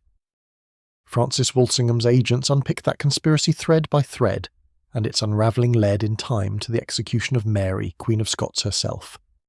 So when a guardsman opens his mouth for a mouthful of roasted meat, he is standing between the Queen and a very real history of daggers and letters. Odd, really, that such elaborate ceremony guards a queen who eats so sparingly, diluting her wine with water, disdaining her own father Henry VIII's huge indulgent banquets. And then there was Dr. Lopez, the Queen's own physician, a man trusted with her actual body, accused in 1594 of plotting to poison her. He was tried, condemned, and executed. A scandal that reached all the way into the private chamber where medicine and murder suddenly looked like neighbours. Historians still argue whether Lopez was truly guilty of anything at all, or whether he became a convenient scapegoat for a court hungry for a villain. Either way, the lesson at this table was learned and never forgotten. Poison need not come from a stranger, it can come from the trusted hand. So every mouthful the guard eats tonight carries the weight of Ridolfi, of Throckmorton, of Babington, of Lopez, all folded into one small chewed bite. You watch the lady move down the line, dish after dish, guardsman after guardsman, a small bite taken from each before it may proceed further. It is oddly gentle work for something built entirely from dread, her hands steady, her face composed, as if she were merely offering a friendly snack. One guardsman, you notice, chews with visible relish, either superb acting or a genuine appreciation for roasted swans sampled well before his supper hour. Her one true weakness, you have long heard, is sugar itself, marchpane and syllabub, sweets so beloved that fashionable ladies reportedly blacken their own teeth to match hers. A dry thought occurs to you, that this may be the single best perk of guard duty, a free taste of the royal menu before anyone else touches it. Still, you remind yourself, this is not a treat, it is a test, and every guardsman here understands exactly what his mouthful is meant to prove. No visible reaction of distress follows any bite tonight, which is, in its own quiet way, the entire point of performing this ritual at all. The quirky and uncomfortable truth is that the whole vast machine, cooks, carvers, guards, tasters, exists so one careful woman may eat a few mouthfuls unpoisoned. You marvel that an empire's worth of ceremony boils down to a guardsman's stomach absorbing the first risk of every single dish that reaches this hall. Historians still debate how much of this danger was current in 1598, or whether old plots simply cast a long, cautious shadow over habit. Either way, no one in this hall seems willing to test the question. The tasting continues, dish by dish, without a flicker of hesitation or shortcut. Walsingham's careful network of watchers stretched far beyond this very hall, letters intercepted, secret codes broken, informants quietly paid, all guarding one small, wary royal appetite. You picture the Countess from earlier, rubbing the plates with bread and salt, and understand now that her gesture and this one share a single anxious ancestor. Layer upon layer of small precautions, cloth-kissed, plate-rubbed, meat-tasted, each one a quiet insurance policy against a fear too old to name aloud. It strikes you as almost tender, in its grim way, that so many hands guard one small plate of food meant for one small wary woman. A junior page mutters that he would rather taste every dish in the kitchen than face one real conspirator, and honestly you cannot fault his logic. The line of guardsmen finishes its small meal of caution, and the dishes, now proven safe by mouthfuls, may finally proceed toward the waiting royal table. You wonder whether the guardsmen ever grow tired of eating just enough to prove safety and never quite enough to call it a proper supper. No poison shows itself tonight, as it has shown itself on no night you can recall, and still the ritual continues exactly as it always has. Perhaps that is the quiet victory hidden inside all this ceremony, dread rehearsed so faithfully so often that it finally stops arriving at all. You think of Lopez again, physician turned cautionary tale, and understand why even a trusted hand must still be watched at a table like this one. The taste of fear, you decide, is oddly specific tonight. Roast meat, warm bread, and the quiet relief of guardsmen swallowing without incident. Every plot ever whispered against this queen, real or exaggerated, lives on in this small, strange custom of feeding giants before feeding her. The tasting complete, the course stands cleared for danger, and somewhere above the hall the musicians begin drawing breath for what comes next. High in the gallery 12 trumpeters lift their long brass horns, and beside them 2 drummers settle their sticks against waiting kettle drums. This is the signal, not a whisper or a bell, but a wall of brass and thunder announcing that the Queen's dinner is finally, formally, beginning. The first blast catches you off guard even though you knew it was coming, sound rolling off the stone walls like a physical wave.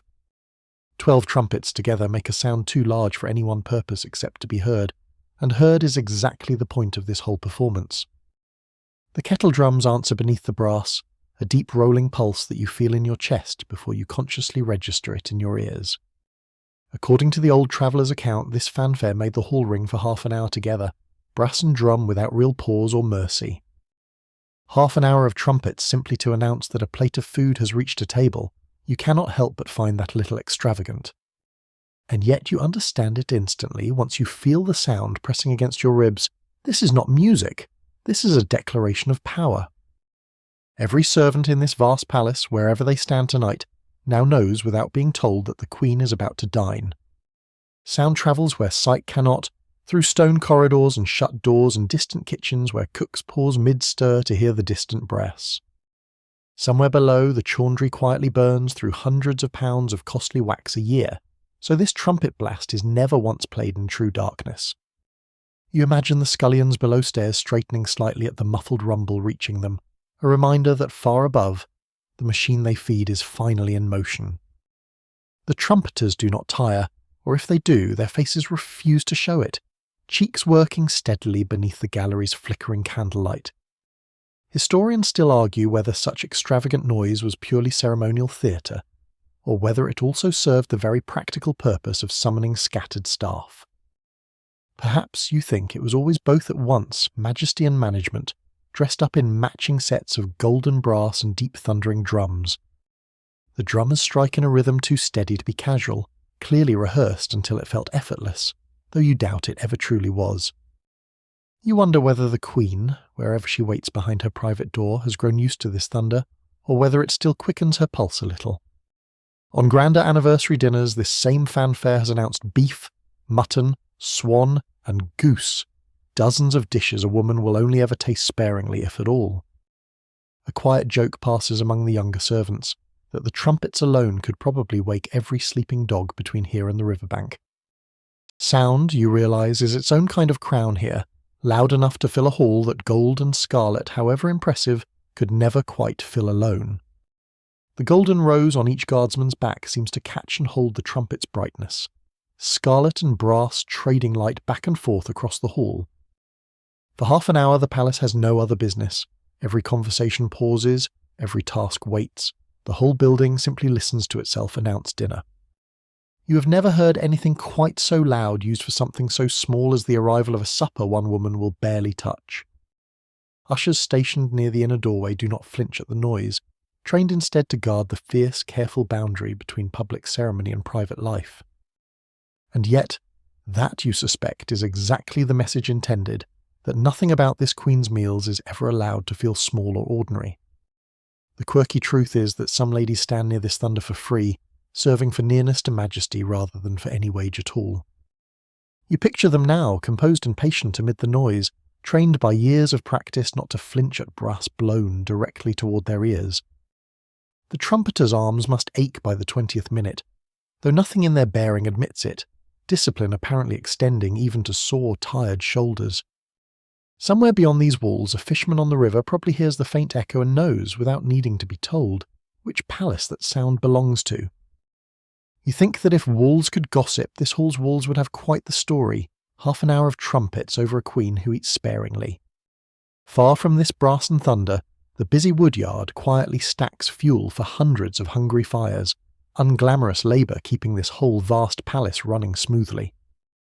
The kettle drums roll one final time, low and long, before easing back, as if even thunder must eventually remember its manners at court. Slowly the brass softens, the drum beats space themselves further apart, and the hall's great noise begins its gradual ceremonial retreat into ordinary silence. In the hush that follows, your ears ring faintly, the way they might after standing too close to a summer storm breaking directly overhead. You glance at the 24 dishes still waiting, gleaming, tasted, and now formally announced to the entire palace by 12 trumpets and 2 drums. It strikes you as a strange kind of courtesy, warning an empty chair and the servants around it that supper has arrived with proper ceremony. The musicians lower their instruments at last, chests rising and falling, having spent half an hour convincing an entire palace of one simple fact. 2 entire kitchen staffs, one for the Queen herself and one for the wider hall, had laboured for hours before a single trumpet ever sounded tonight. Somewhere close by, unmarried ladies now gather, ready to carry this loudly announced, thoroughly tasted meal onward toward the Queen's own private threshold. You realise the noise was never really for the food at all, it was for everyone standing outside the door who would never see her eat it. As the last echo fades into the stonework, you understand that in this palace, even silence afterward feels like part of the performance. The last drumbeat fades, and the doors part. Yeomen file in bearing platter after gilded platter, steam rising like slow incense through the candlelit hall. Roasted beef comes first, dark and glistening, carried high on a charger of gilt plate that catches every flame in the room. Mutton follows close behind, joints glazed and fragrant, the fat still hissing faintly from 6 roaring fires far below in the kitchens. Then veal, pale and tender, set beside the mutton as if the whole animal kingdom had agreed to attend one very formal dinner. A whole roasted swan arrives next, feathers reattached for show, sailing down the hall on its silver dish like it still owns the river. Goose comes after, golden-skinned and dripping fat, and somewhere a page tries very hard indeed not to lick his own fingers in public. Capon follows, a fattened, castrated cockerel bred purely for tenderness, because apparently even the chickens at this court had to earn their keep. Rabbits arrive in a neat row, small and modest, beside the swan, the humble cousins nobody expected to be invited to this particular banquet. You watch the gilt plate flash under the torches, each dish so brightly dressed you could almost forget any of it is food. Custard wobbles gently on its stand, pale and sweet among all this roasted meat, a soft interruption in a very loud, very golden parade. Fritters follow, fried and glistening, the kind of small sweet indulgence tucked in among the beef as if dessert refused to wait its turn. And then the manshi, fine white loaves, small and round, baked from the palace's best wheat flour, reserved only for the top of the table. Coarser bread goes to lower tables, but mancha is for royalty, so fine and so white it barely resembles bread at all. The smell reaches you before the dishes even settle, roasted fat, warm bread, sugared custard, all tangled together in one enormous edible cloud. Steam curls off every platter and drifts slowly up toward the painted ceiling, as though the whole hall itself is quietly, gently exhaling. 24 dishes make up this single course, laid out with the same solemn care as if each one were a small crowned monarch. Historians still argue whether every one of those 24 dishes was actually eaten, or whether most of it was simply magnificent, expensive theatre. On the 17th of November, 1576, the anniversary of her accession, this very menu, beef, mutton, veal, swan, goose, was recorded in careful detail. It is, in other words, not guesswork. Someone with very neat handwriting sat down and wrote out exactly what the Queen's table looked like. All of this began this afternoon in the acatery and the poultry, where clerks bought and portioned every joint, every bird, long before candlelight ever touched a single dish. Tonight is not a fish day, thankfully. Wednesdays, Fridays and Saturdays forbid meat by law, and breaking that rule could cost a man 3 months in jail. In just 1 year, this household will get through 8,000 sheep, over 1,000 oxen, and 53 wild boar. Tonight's swan is merely the beginning. Down among the fires stands Francis Piggott, head cook, raised in these very kitchens. His father Hugh once cooked for Princess Mary, decades before tonight's swan. Somewhere behind all this stands the board of green cloth, men who count every penny spent on beef and mutton with fierce, unsmiling precision. Down in the servants' hall 4 people share 1 loaf, 1 jug of ale, and whatever beef or mutton the kitchen can spare tonight. Nobody here drinks the water. Even breakfast comes with small ale, since everyone from scullion to sewer trusts barley far more than any well. Every flickering candle around you costs money. The chaundry burns through hundreds of pounds of wax a year, just so this hall can be properly, gloriously seen. You notice the swan is the only dish nobody quite dares to touch first, as though ranking outranks appetite even among roasted birds. A servant beside you mutters that 6 fires' worth of work just walked past for a woman who eats less than a sparrow. Bread trenchers, stale, hardened rounds used as plates beneath the finer food, will later be gathered up and given as alms to the poor. So tonight's dinner plate becomes tomorrow's charity, passed quietly out through the palace gate to hands that never see the inside of this hall. The gilt catches every candle flame twice over, once on the metal, once again reflected in the polished, well-swept floor beneath your feet. You could count calories if you wished, but nobody here would thank you for it, not with custard trembling 3 feet from your face.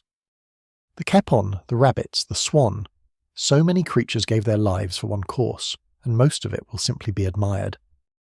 Somewhere a cook wipes his brow, having spent the whole afternoon making a bird look prouder in death than it ever managed alive. You breathe it all in. Roasted meat, warm crust, sweet custard, and wonder if anyone downstairs remembers what plain bread and cheese even taste like. The fritters wobble slightly as they're set down, small golden things that took someone the better part of an hour just to fry correctly. Manche loaves sit apart from everything else, pale and pristine, as though even the bread here has been told to behave itself. Every dish is arranged with such precision that you half expect one of them to bow before taking its place on the table. It occurs to you that no single person in this hall will eat even 1/10 of what has just been carried past. And yet the ritual demands it all the same, abundance as proof, food itself turned into a kind of very expensive, very edible announcement.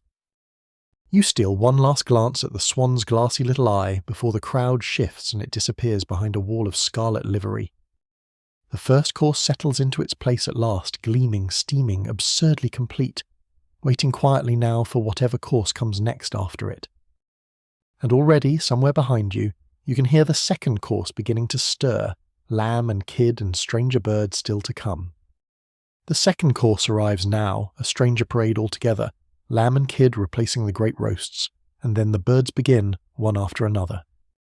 Lamb comes first, smaller and more delicate than the beef before it, roasted gently as though someone finally remembered the hour was growing late. Kid follows, young goat tender and mild, and somewhere outside a real goat is presumably very grateful it wasn't chosen for this particular evening. Then herons arrive, birds you last saw wading gracefully through the marsh, now roasted and rather less graceful about the whole arrangement. Pheasants follow, their jewel-bright feathers stripped away, though the kitchen has clearly tried to make the plain roasted bird look regal again. Cocks come next, proud roosters that crowed at every dawn for weeks, now silent, golden, and thoroughly outranked by their own dinner plate.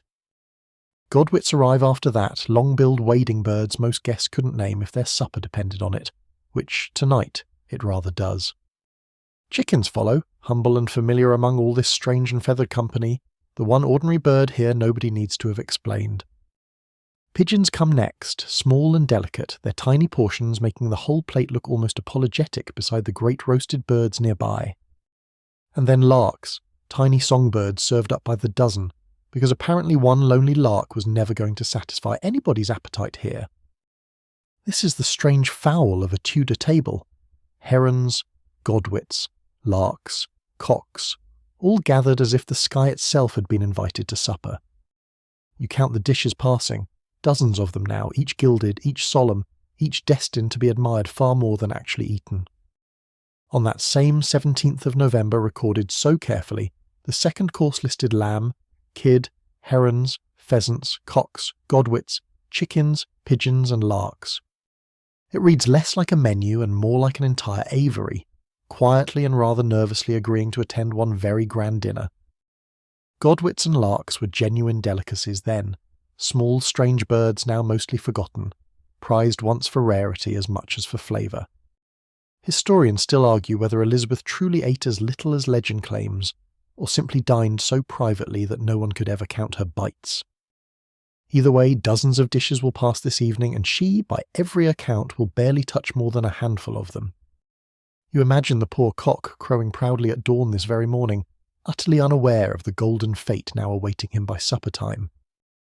A dozen larks arrive together on one small dish, and you privately wonder how many mornings' birdsong just went quietly, deliciously silent tonight. The torchlight catches each bird's glaze, feathers of gold leaf and burnished shine replacing whatever real feathers were plucked away hours earlier. Somewhere a page mutters that there are more birds on this table tonight than in the whole of the palace gardens combined. These guardsmen were chosen partly for their size, the tallest, stoutest men in all England, a wall of scarlet meant to be seen, not argued with. The sewer walks ahead of every dish, towel over one arm, silently directing which platter goes where, a job of ceremony as much as service. Somewhere nearby stands the carver, trained for years in the precise, almost surgical art of cutting meat exactly as rank and custom demand. The cupbearer waits too, ready to pour wine the Queen will later dilute with water. She never did care much for drinking heavily. 12 trumpets and 2 kettle drums rang the hall for half an hour during the first course. Somewhere behind you, you swear you can still hear the echo. This whole household splits neatly in two, one half for ceremony and chambers, the other for supply, kitchens, cellars, quietly keeping every dish arriving on time. Even the youngest pages here started at 7 years old, learning to carry, to kneel, to vanish quietly the moment their task was done. A full decade after his death, the order Robert Dudley set as Lord Steward still shapes this very evening's procession. Old ceremony, it seems, easily outlives the men who once arranged it. The smell shifts now, gamier and richer than the beef before, wild fowl, woodland and marsh, all folded into candle smoke and steam.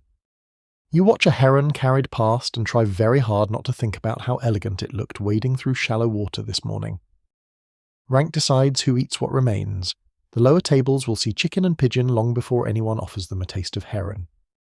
Each dish is set with the same careful ceremony as the first course, though by now even the yeoman's arms must be aching. You notice nobody rushes. Every bird, however small, gets exactly the same slow, solemn, unhurried procession toward its place on the table. A servant beside you jokes quietly that the kitchen has apparently declared war on every winged creature within 20 miles of Greenwich. Pigeons, chickens, larks, so many small birds gathered together that the plate begins to look less like supper and more like a census. You wonder whether anyone at court has ever actually counted how many dishes truly vanish, and how many simply go back untouched. The gilt plate glows warmer now under lower candlelight, the whole hall settling into a steadier rhythm after the earlier trumpet fanfare. Steam rises off the roasted fowl in thin curling ribbons, drifting slowly up past painted rafters like some slow, feathered ghost departing. You think of Francis Pigott down below, still working, still roasting, a family of royal cooks stretching back generations before this very evening. 24 more dishes easily in this course alone, an absurd, glorious, exhausting quantity for one woman who eats like a sparrow at best. And yet nobody questions it. Abundance is the entire point, not appetite, and every strange bird here exists simply to prove exactly that. The second course settles at last, feathered and gilded and utterly complete, waiting only for the ladies who will carry it onward. Already you can see them gathering near the doorway, unmarried ladies in white, ready now to bear this feast toward the Queen herself. The unmarried ladies step forward now in flowing white silk, taking the gilt plate and the dishes from the guardsmen's waiting, outstretched hands. Some carry the heavy golden platters themselves, others simply the dishes, but every one of them moves with the same careful, practiced solemnity. This is the moment the whole evening has been building toward, not the eating itself, but this quiet, ceremonial handing over of the feast. You watch the procession form near the doorway, white silk gowns catching torchlight as the ladies arrange themselves in careful, unhurried order. No trumpet sound for this part.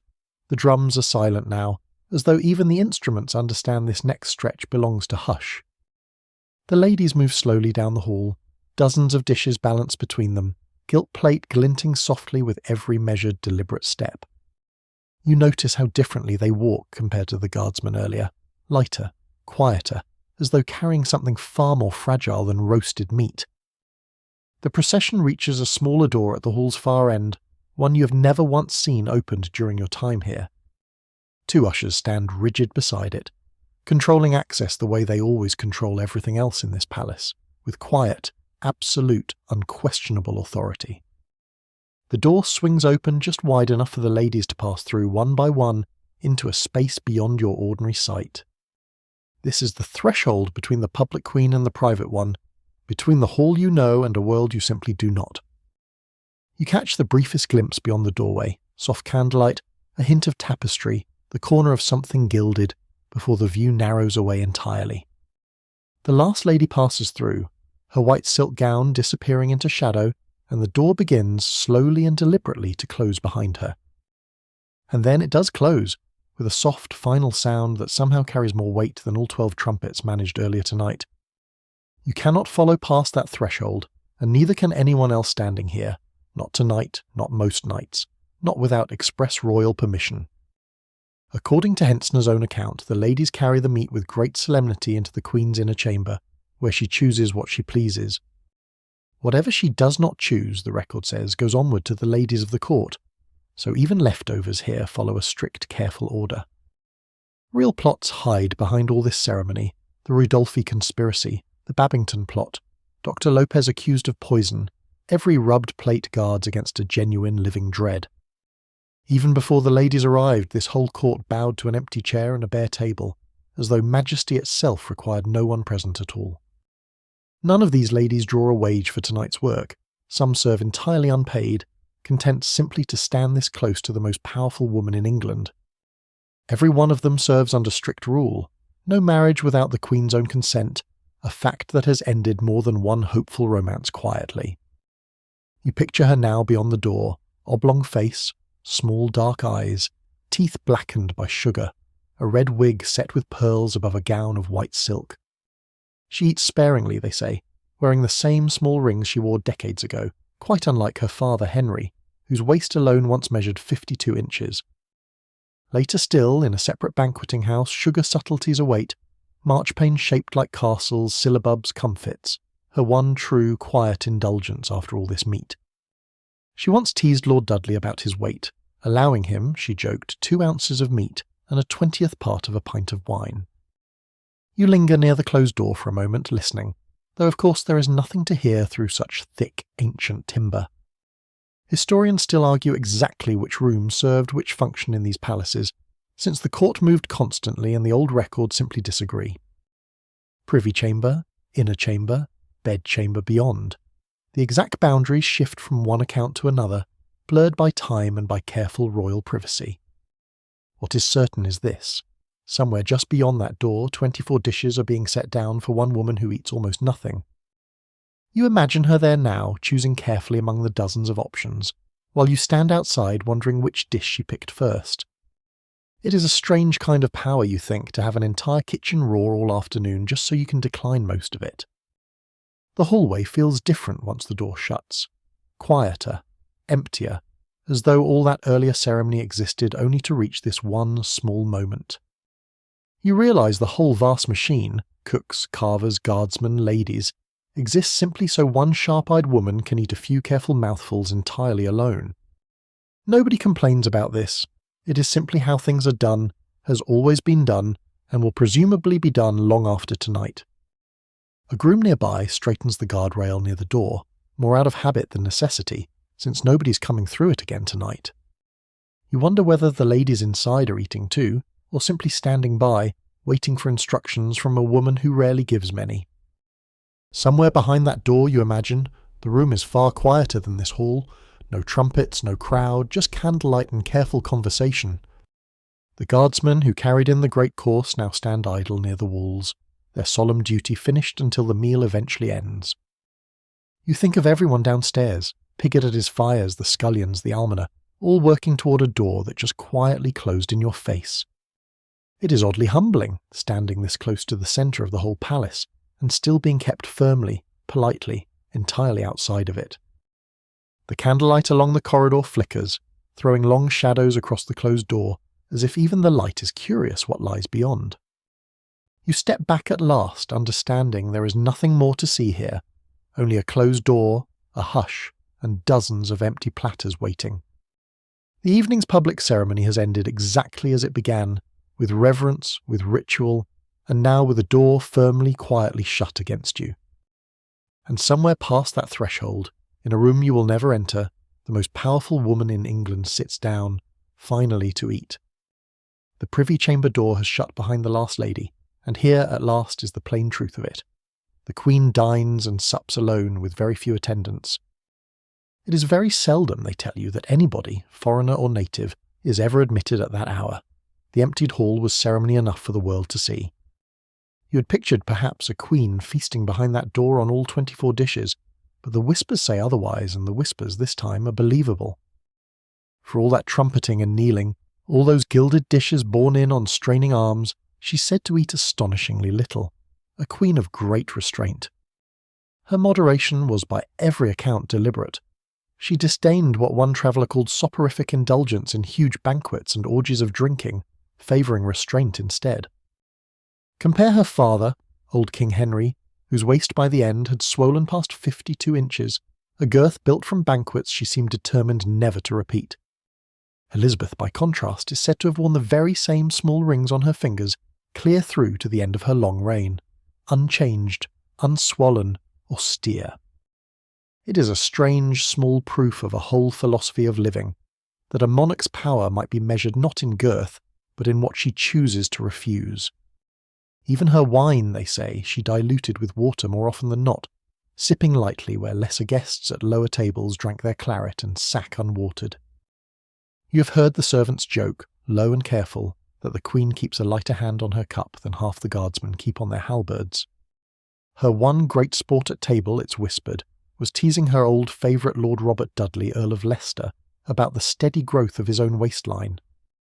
She proposed, with a courtier's cruelty and a friend's affection both, that he be rationed to 2 ounces of flesh a day, and not a morsel more.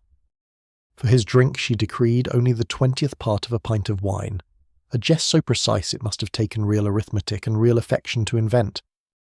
You try to imagine the Earl's face at hearing it, a great Lord Steward of England, ruler of the very board that counted every candle, teased like a boy. It is the kind of story that survives 4 centuries precisely because it is small and human, a queen teasing a friend over supper about his belly. And here is the quirky truth beneath it all. This entire vast machine of cooks, carvers, tasters and guardsmen exists to feed one small, sharp-eyed, careful woman. Hundreds of hands, thousands of pounds of meat and spice each year, 12 trumpets and 2 kettle drums, all of it in the end for a few careful mouthfuls. You cannot help but find it funny in a quiet way. The 24 dishes, the kneeling, the fanfare, and somewhere behind it all, a woman eating like a sparrow. Historians still argue whether Elizabeth truly ate as little as the legend claims, or whether she simply dined where no one could count her mouthfuls and report them. It is a fair question. A closed door tells no tales, and a queen who guards her privacy so fiercely may also have guarded the truth of her appetite. Either way, the leftover dishes, those 24 courses she barely touched, did not go to waste. They passed instead to the ladies of the court to share. You watch a page hurry those platters back out past you, and you understand. Even her leftovers carry a kind of honour, passed hand to careful hand. Somewhere further down the hierarchy, that same food will be trimmed again for the household mess, and further still, its bones will feed the almonries poor. It strikes you, standing in the corridor, that a single roasted swan might travel further through this palace's ranks than you yourself will travel in a week. Her moderation, you begin to think, was not meanness but a kind of discipline, the same discipline that kept her alive through decades of plots against her. A woman who watches every dish for poison, perhaps, learns early to want less of everything. Appetite itself becomes one more thing to keep tightly governed. And yet she was no ascetic either. The household accounts still groan under sheep and oxen and swan enough to feed hundreds, twice over, every single day. The abundance, you realise, was never really about her hunger at all. It was about what a court and a crown were expected to be seen to provide. So the 24 dishes were never truly for her stomach. They were a sentence written in food, declaring to every watching eye that England could still provide.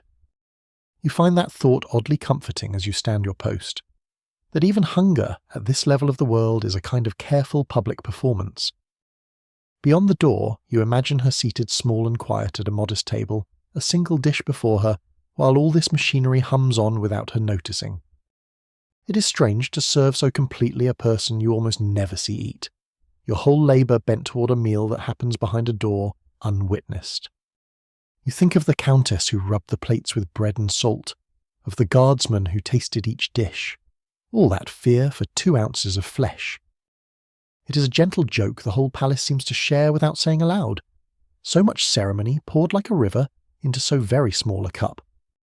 You let out a slow breath and lean back against the cool stone, listening to the faint murmur of a queen's private supper drifting through the heavy door.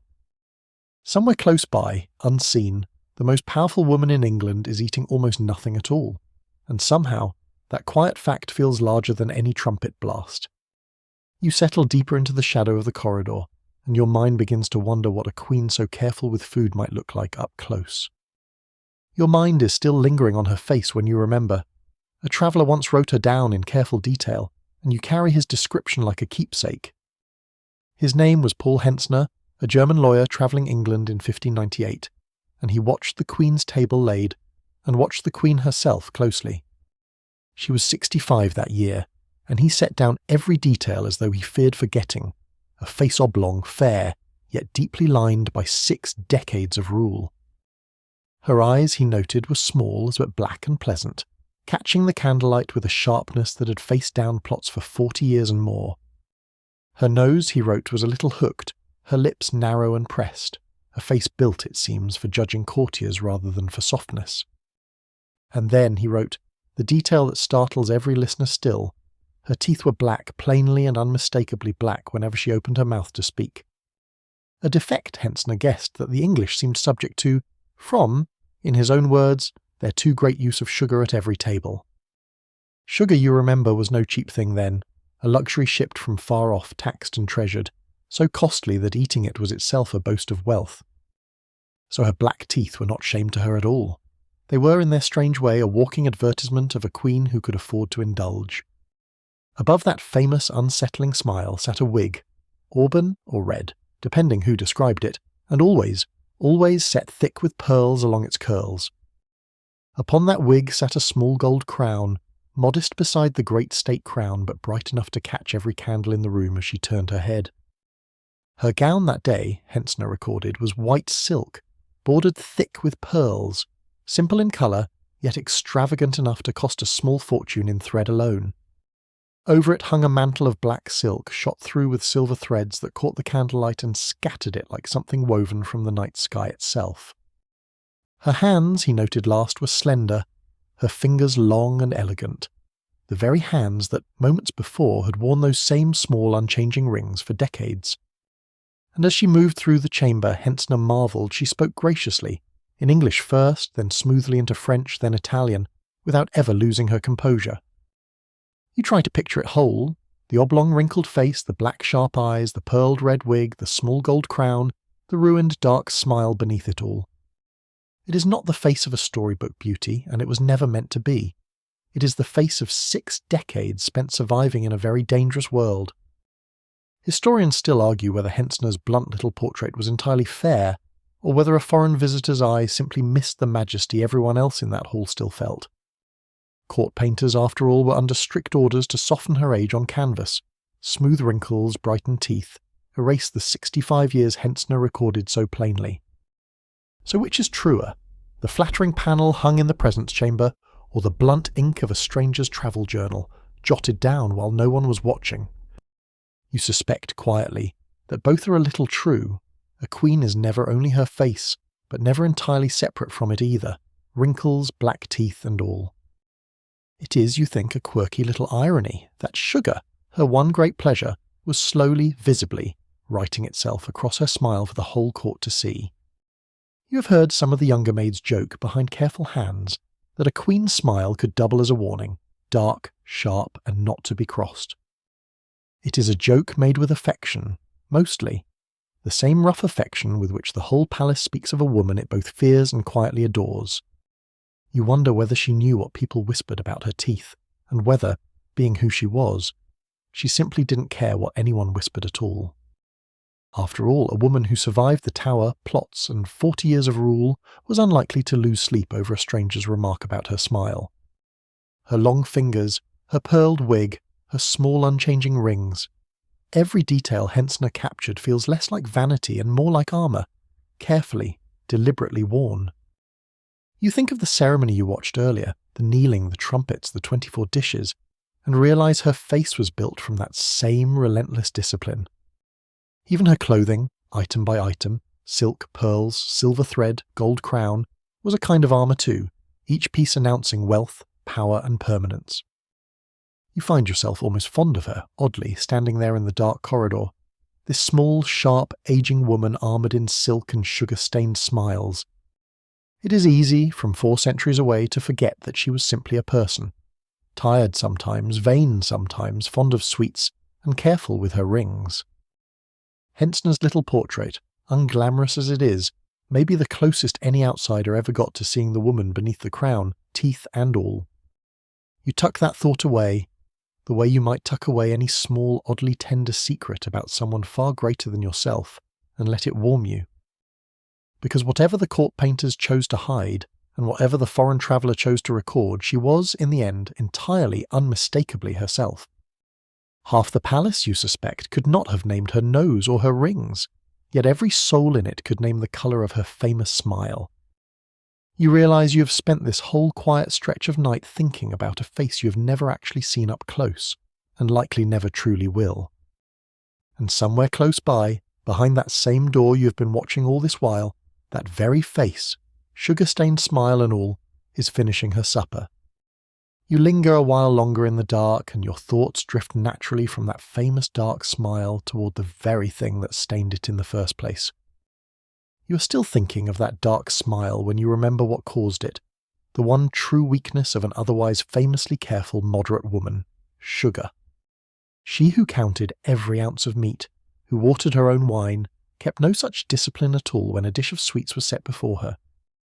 Her favourite, you have heard the pastry cook say, was marchpane, a paste of ground almonds and sugar, worked and moulded like clay into any shape at all. Marchpane could be shaped into castles, birds, even little crowns, sculpted sugar sitting proudly at the centre of the table like a tiny edible kingdom. She loved syllabubs too, sweetened wine or cider whipped together with milk and sugar until it rose light and frothy as a cloud in a silver cup. And comfits, sugar-coated seeds and spices rolled smooth and hard as tiny jewels, were kept always near her, a small sweet always within reach. It is, you think, a fair trade for a woman who denied herself almost everything else, one small kingdom of sugar, ruled entirely on her own private terms. Sugar back then was no everyday thing, imported at great cost, taxed and treasured, so that a whole banquet built from it was itself a boast of wealth. After the great meal was cleared, they tell you, came a second feast entirely, the banquet or the void, built purely from sugar, spice, and show. It happens often in its own small separate room, a banqueting house built just for sweets, where sugar sculptures rise like a whole second edible palace. You have heard the sugar workers boast that they can shape almost anything from their paste. Birds mid-flight, castles, even a full deck of playing cards. Guests at the grandest tables, they say, have eaten an entire dish of sugar shaped like a plate, cutlery and all, gone in a few sweet mouthfuls. It is, quite plainly, one of the strangest little jokes of the whole Tudor table, a plate you could eat along with the food it once held. Such sugarwork is called a subtlety, sculpted not just for taste but for wonder, meant to be marvelled at before a single sweet tooth touched it. To serve mountains of sugar, after all, was to declare to every guest at the table that the household serving it could afford almost anything at all. The Queen's own sweet tooth, then, was not merely appetite. It was, like everything else about her table, a small performance of majesty and plenty. Historians still debate whether the 24 dishes of any given course were truly eaten at all, or whether, like the sugar sculptures, they existed mostly to be seen. Perhaps, like the 24 dishes borne in on straining arms, the sugar banquet too was built as much for eyes as for any single mouth to finish. Either way, the sugar always vanished eventually, crunched down by courtiers, or swept up by servants like you to be quietly finished in the kitchens after dark. It is a quirky little truth of the age, that the same sugar prized as a luxury slowly, silently ruined the teeth of everyone wealthy enough to afford it. The Queen's black teeth, as you have heard, became so famous that legend claims some fashionable ladies deliberately blackened their own teeth just to resemble her. It sounds absurd, ruining a smile on purpose to flatter a queen, but fashion, then as now, has never needed to make particularly good sense.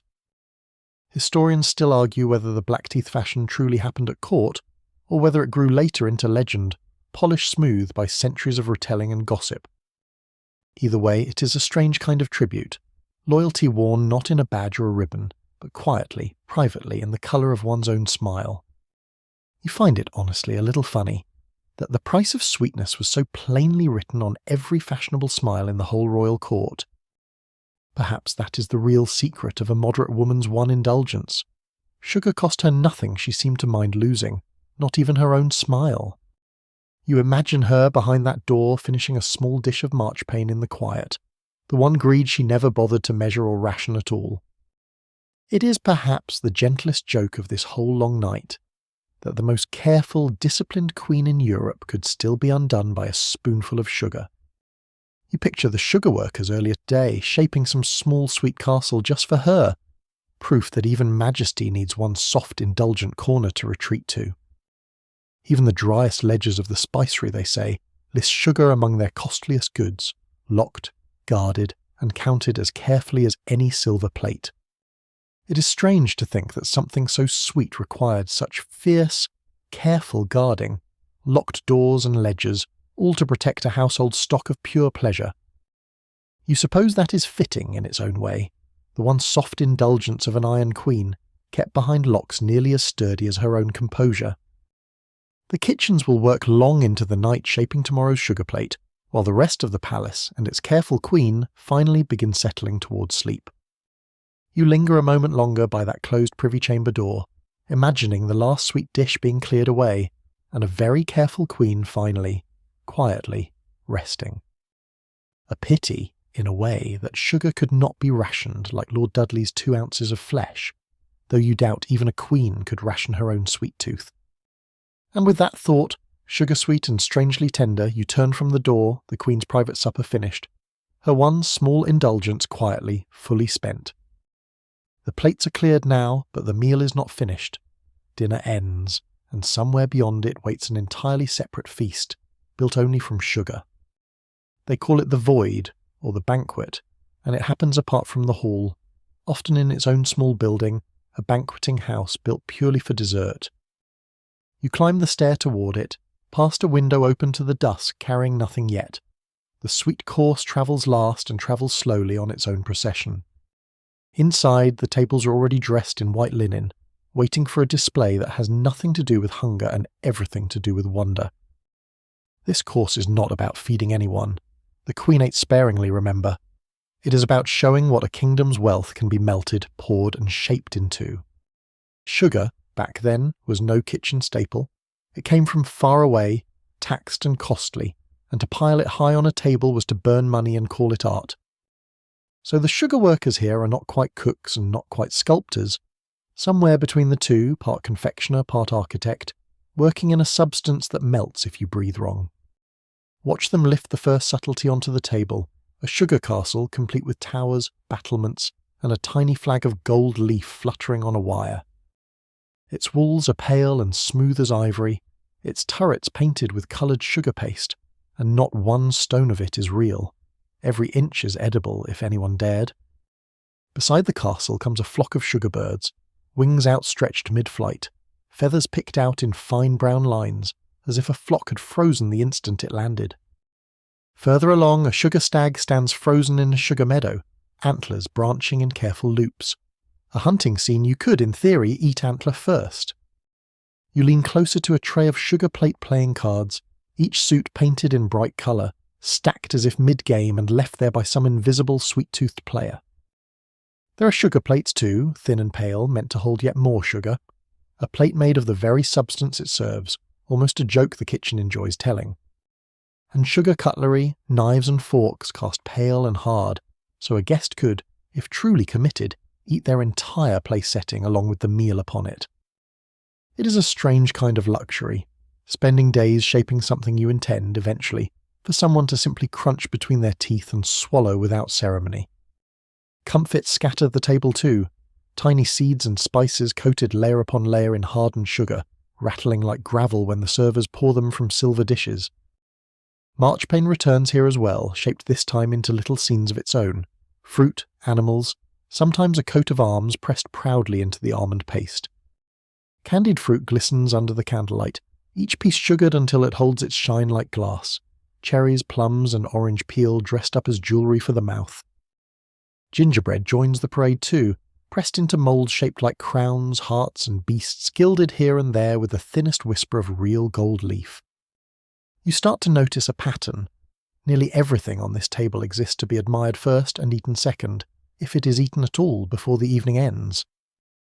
A quiet joke passes among the kitchen staff, that half this banquet will be sighed over politely, then quietly returned to the kitchen barely touched, like a guest who overstayed.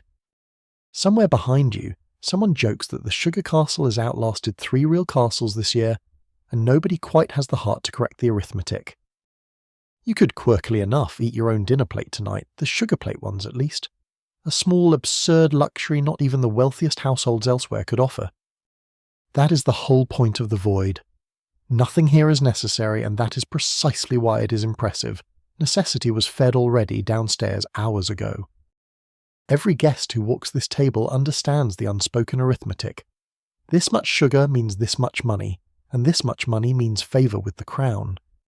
Historians still argue whether these towering sugar castles were truly eaten piece by piece, or simply admired once, then quietly melted down and remade for the next great feast. Either way, someone in the kitchens will spend tomorrow scraping sugar dust off silver trays, wondering if anyone upstairs even remembers what shape the castle was. You watch a guest lift one small sugar bird from its flock, hesitate as though it seems a shame to break something so carefully feathered, then eat it anyway. Nearby, a child of some noble house reaches for the sugar cutlery, delighted to discover a fork he's finally, gloriously permitted to bite straight through. The candlelight catches every gilded edge in this room, gold leaf on flags, on crowns, on the rims of sugar plates, until the whole table seems faintly molten. It occurs to you that this entire spectacle exists for perhaps 20 minutes of admiration before it is dismantled, tasted, and largely forgotten by morning light. Still, for those 20 minutes, this small room holds more shaped sugar than most English villages might see across an entire lifetime of ordinary Sundays. You help clear a corner of the table, sugar dust clinging faintly to your sleeve, and think that even the crumbs here are worth more than your weekly wage. The banqueting house empties slowly, laughter trailing behind the guests, the sugar castle now missing a tower, its flag knocked sideways but still stubbornly gleaming. Somewhere in the palace, a real appetite is finally stirring in you. Not for sugar, but for something plainer, something poured rather than sculpted waiting in the cellar below. So you leave the void behind, sugar dust settling on empty trays, and follow the corridor down toward wherever the household keeps its bread, its ale, and its careful cups of wine.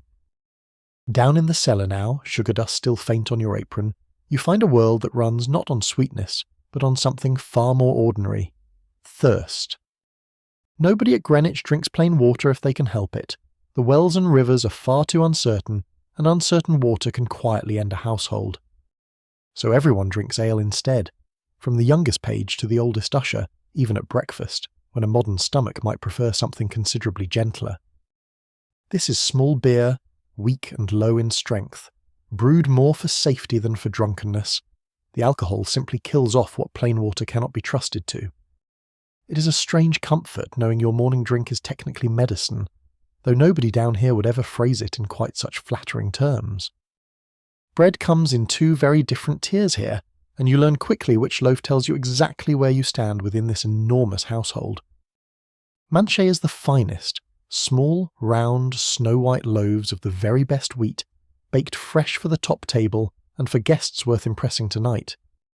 Cheat bread is its coarser cousin, browner, heavier, baked for everyone else in the household.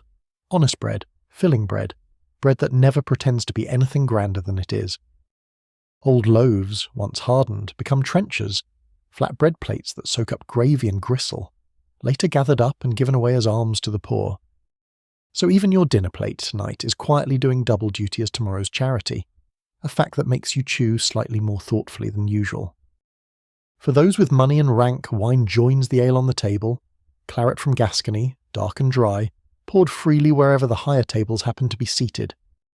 There is Malmsey too, a sweet heavy import from warmer shores, and sack, a fortified Spanish wine the English court simply cannot seem to get enough of drinking.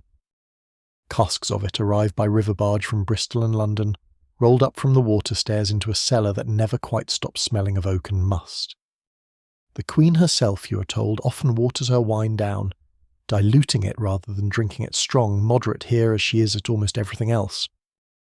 Her father, famously, was not quite so careful with restraint, but then Henry's waistline told that particular story rather more loudly than any historian needs to. Historians still argue whether the Queen watered her wine from true moderation or simply to outlast every toast raised in her direction across a long evening.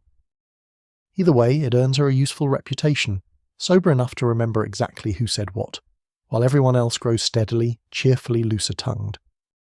The cupbearer is the gentleman charged with all this pouring, a role that sounds simple until you watch how carefully he actually does it.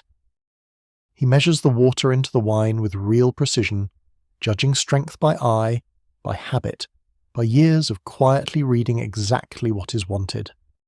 It is in its own small way another kind of tasting duty, trust placed in one steady hand to get the balance exactly right. You watch him lift a jug of claret dark as garnet and tip it slowly, deliberately into a waiting cup of gleaming silver. A little joke travels among the cellar staff, that the cupbearer's whole career depends on never once handing anyone a cup too strong for comfort.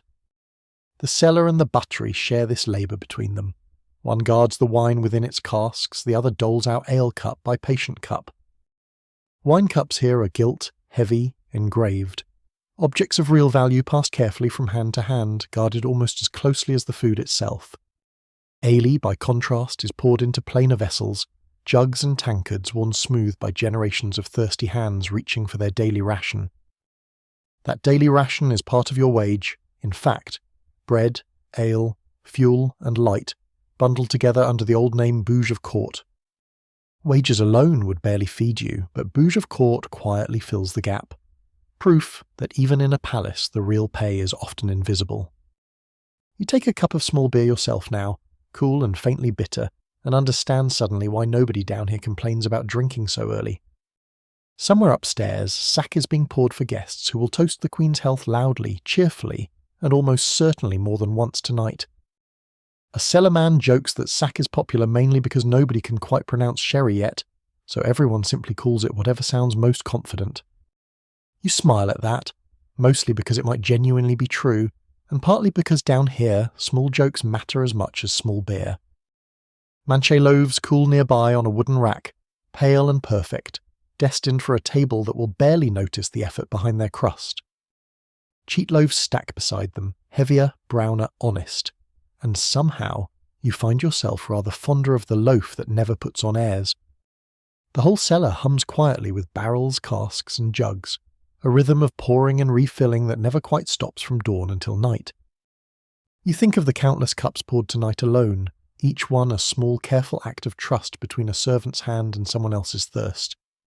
Bread, ale, and wine, it turns out, carry their own quiet ceremony too, smaller than trumpets and kettle drums, but no less exact in its own way. Even down here rank writes itself into every loaf and every cup, manchee or cheat, claret or ale, each one a small silent sentence about status. Even the pewter and silver cups down here are counted carefully each night, one by one, against a ledger nobody in this cellar would ever dare to lose. You wipe your hands, set down your empty cup, and turn toward the passage that smells faintly of brine, of the sea, and of something waiting to be cooked. That salt air smell leads you now toward the fish house, where tomorrow's Wednesday menu is already taking careful, glistening shape in wooden barrels. Wednesday, Friday and Saturday are fish days here by law since 1563. No meat allowed on pain of a fine or worse, a spell in jail. This is not really about religion, whatever it may look like. It is a political Lent, designed to keep England's fishing fleet and her navy strong and busy. Fewer meat days meant more demand for fish, which meant more boats at sea, more sailors trained, more ships ready if trouble ever came calling. In just one ordinary year, this same vast household otherwise consumes over 8,000 sheep alone, which helps explain why 3 fish days truly mattered. So somewhere behind every innocent plate of salmon sits a rather calculating piece of statecraft, dressed up quietly as simple dietary observance. Historians still argue how strictly this fish day law was actually enforced, or whether wealthy tables simply paid a fine and quietly ate meat anyway. You suspect the truth lies somewhere unglamorous in the middle, mostly observed, occasionally bent, and enforced hardest against those least able to argue back. Down here in the fish house, the catch is genuinely impressive. Salmon, trout, eel, pike, and sturgeon, laid out gleaming under lantern light. Shellfish crowd in too. Crabs, lobsters, oysters, cockles, and mussels, piled in baskets that still smell faintly of the tide they left behind.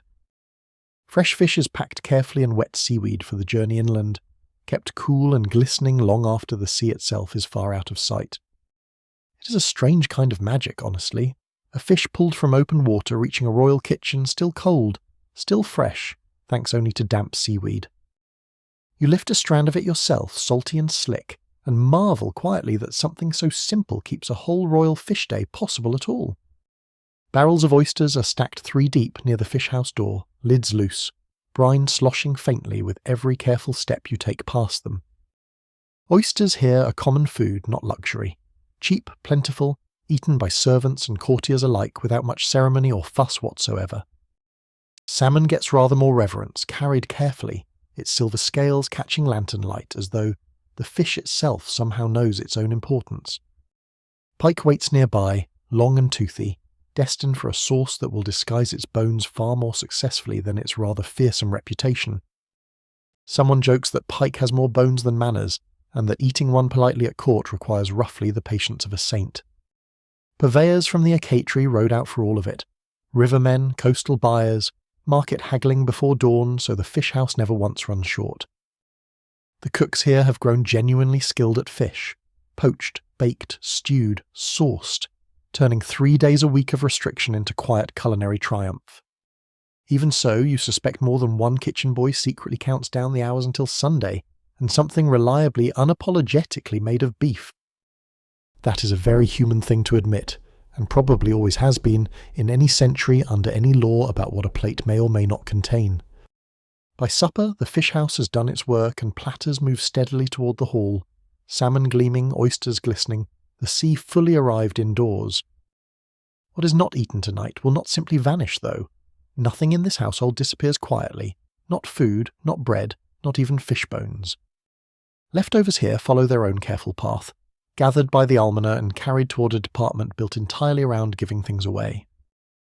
This is the almonry tucked near the gate, where scraps and surplus become something else entirely. Not waste, but quiet, deliberate charity. Bread, meat, fish, whatever remains from the day's enormous cooking, is sorted here and set aside for those waiting patiently just beyond the palace walls. And they do wait, every evening gathered at the gate, the poor of the parish, hoping the vast machine above them has left something worth carrying home. A weathered woman near the front holds a small basket of her own, patient, unhurried, as though this quiet waiting were simply part of her ordinary week. It is a strange kind of symmetry when you think about it. Such staggering excess upstairs, and such careful redistribution flowing quietly back down. The almoner keeps his own solemn ceremony too, though nobody plays trumpets for it. Just a quiet doorway, a full basket, and outstretched waiting hands. You help carry a basket yourself tonight. Bread and fish scraps still faintly warm, and feel oddly more useful than you have all evening. A gatekeeper jokes softly that this doorway sees more honest gratitude in an hour than the whole glittering banqueting house sees in a week. You're not sure that is entirely fair to the sugar castles, but standing here in the cold you understand exactly what he means. The whole household, from roasting fire to fish house to almonry gate, turns out to run on one continuous, careful, unbroken chain of giving. Nothing here is wasted for long, not a trencher, not a comfit, not a single silvery scrap of fish left cooling in its seaweed. You think of the countless hands this single day's food has passed through, cooks, tasters, guards, servants, and now, finally, the hungry at the gate. It is, in its own quiet way, the most honest ceremony of the whole palace. No gold, no trumpets, just bread-changing hands in the dark. The gate creaks shut behind the last grateful figure, and you stand a moment in the cool night air, basket empty, hands still faintly warm. Somewhere above you, candlelight still flickers in 100 palace windows, the day's vast machinery finally, gradually beginning to slow toward rest.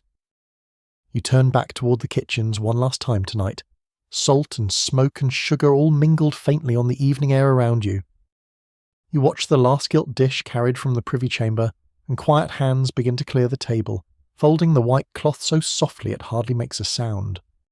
One by one, the gilt plate is counted against the steward's ledger, piece by careful piece, then wrapped in cloth and locked away safe until tomorrow's dinner comes again.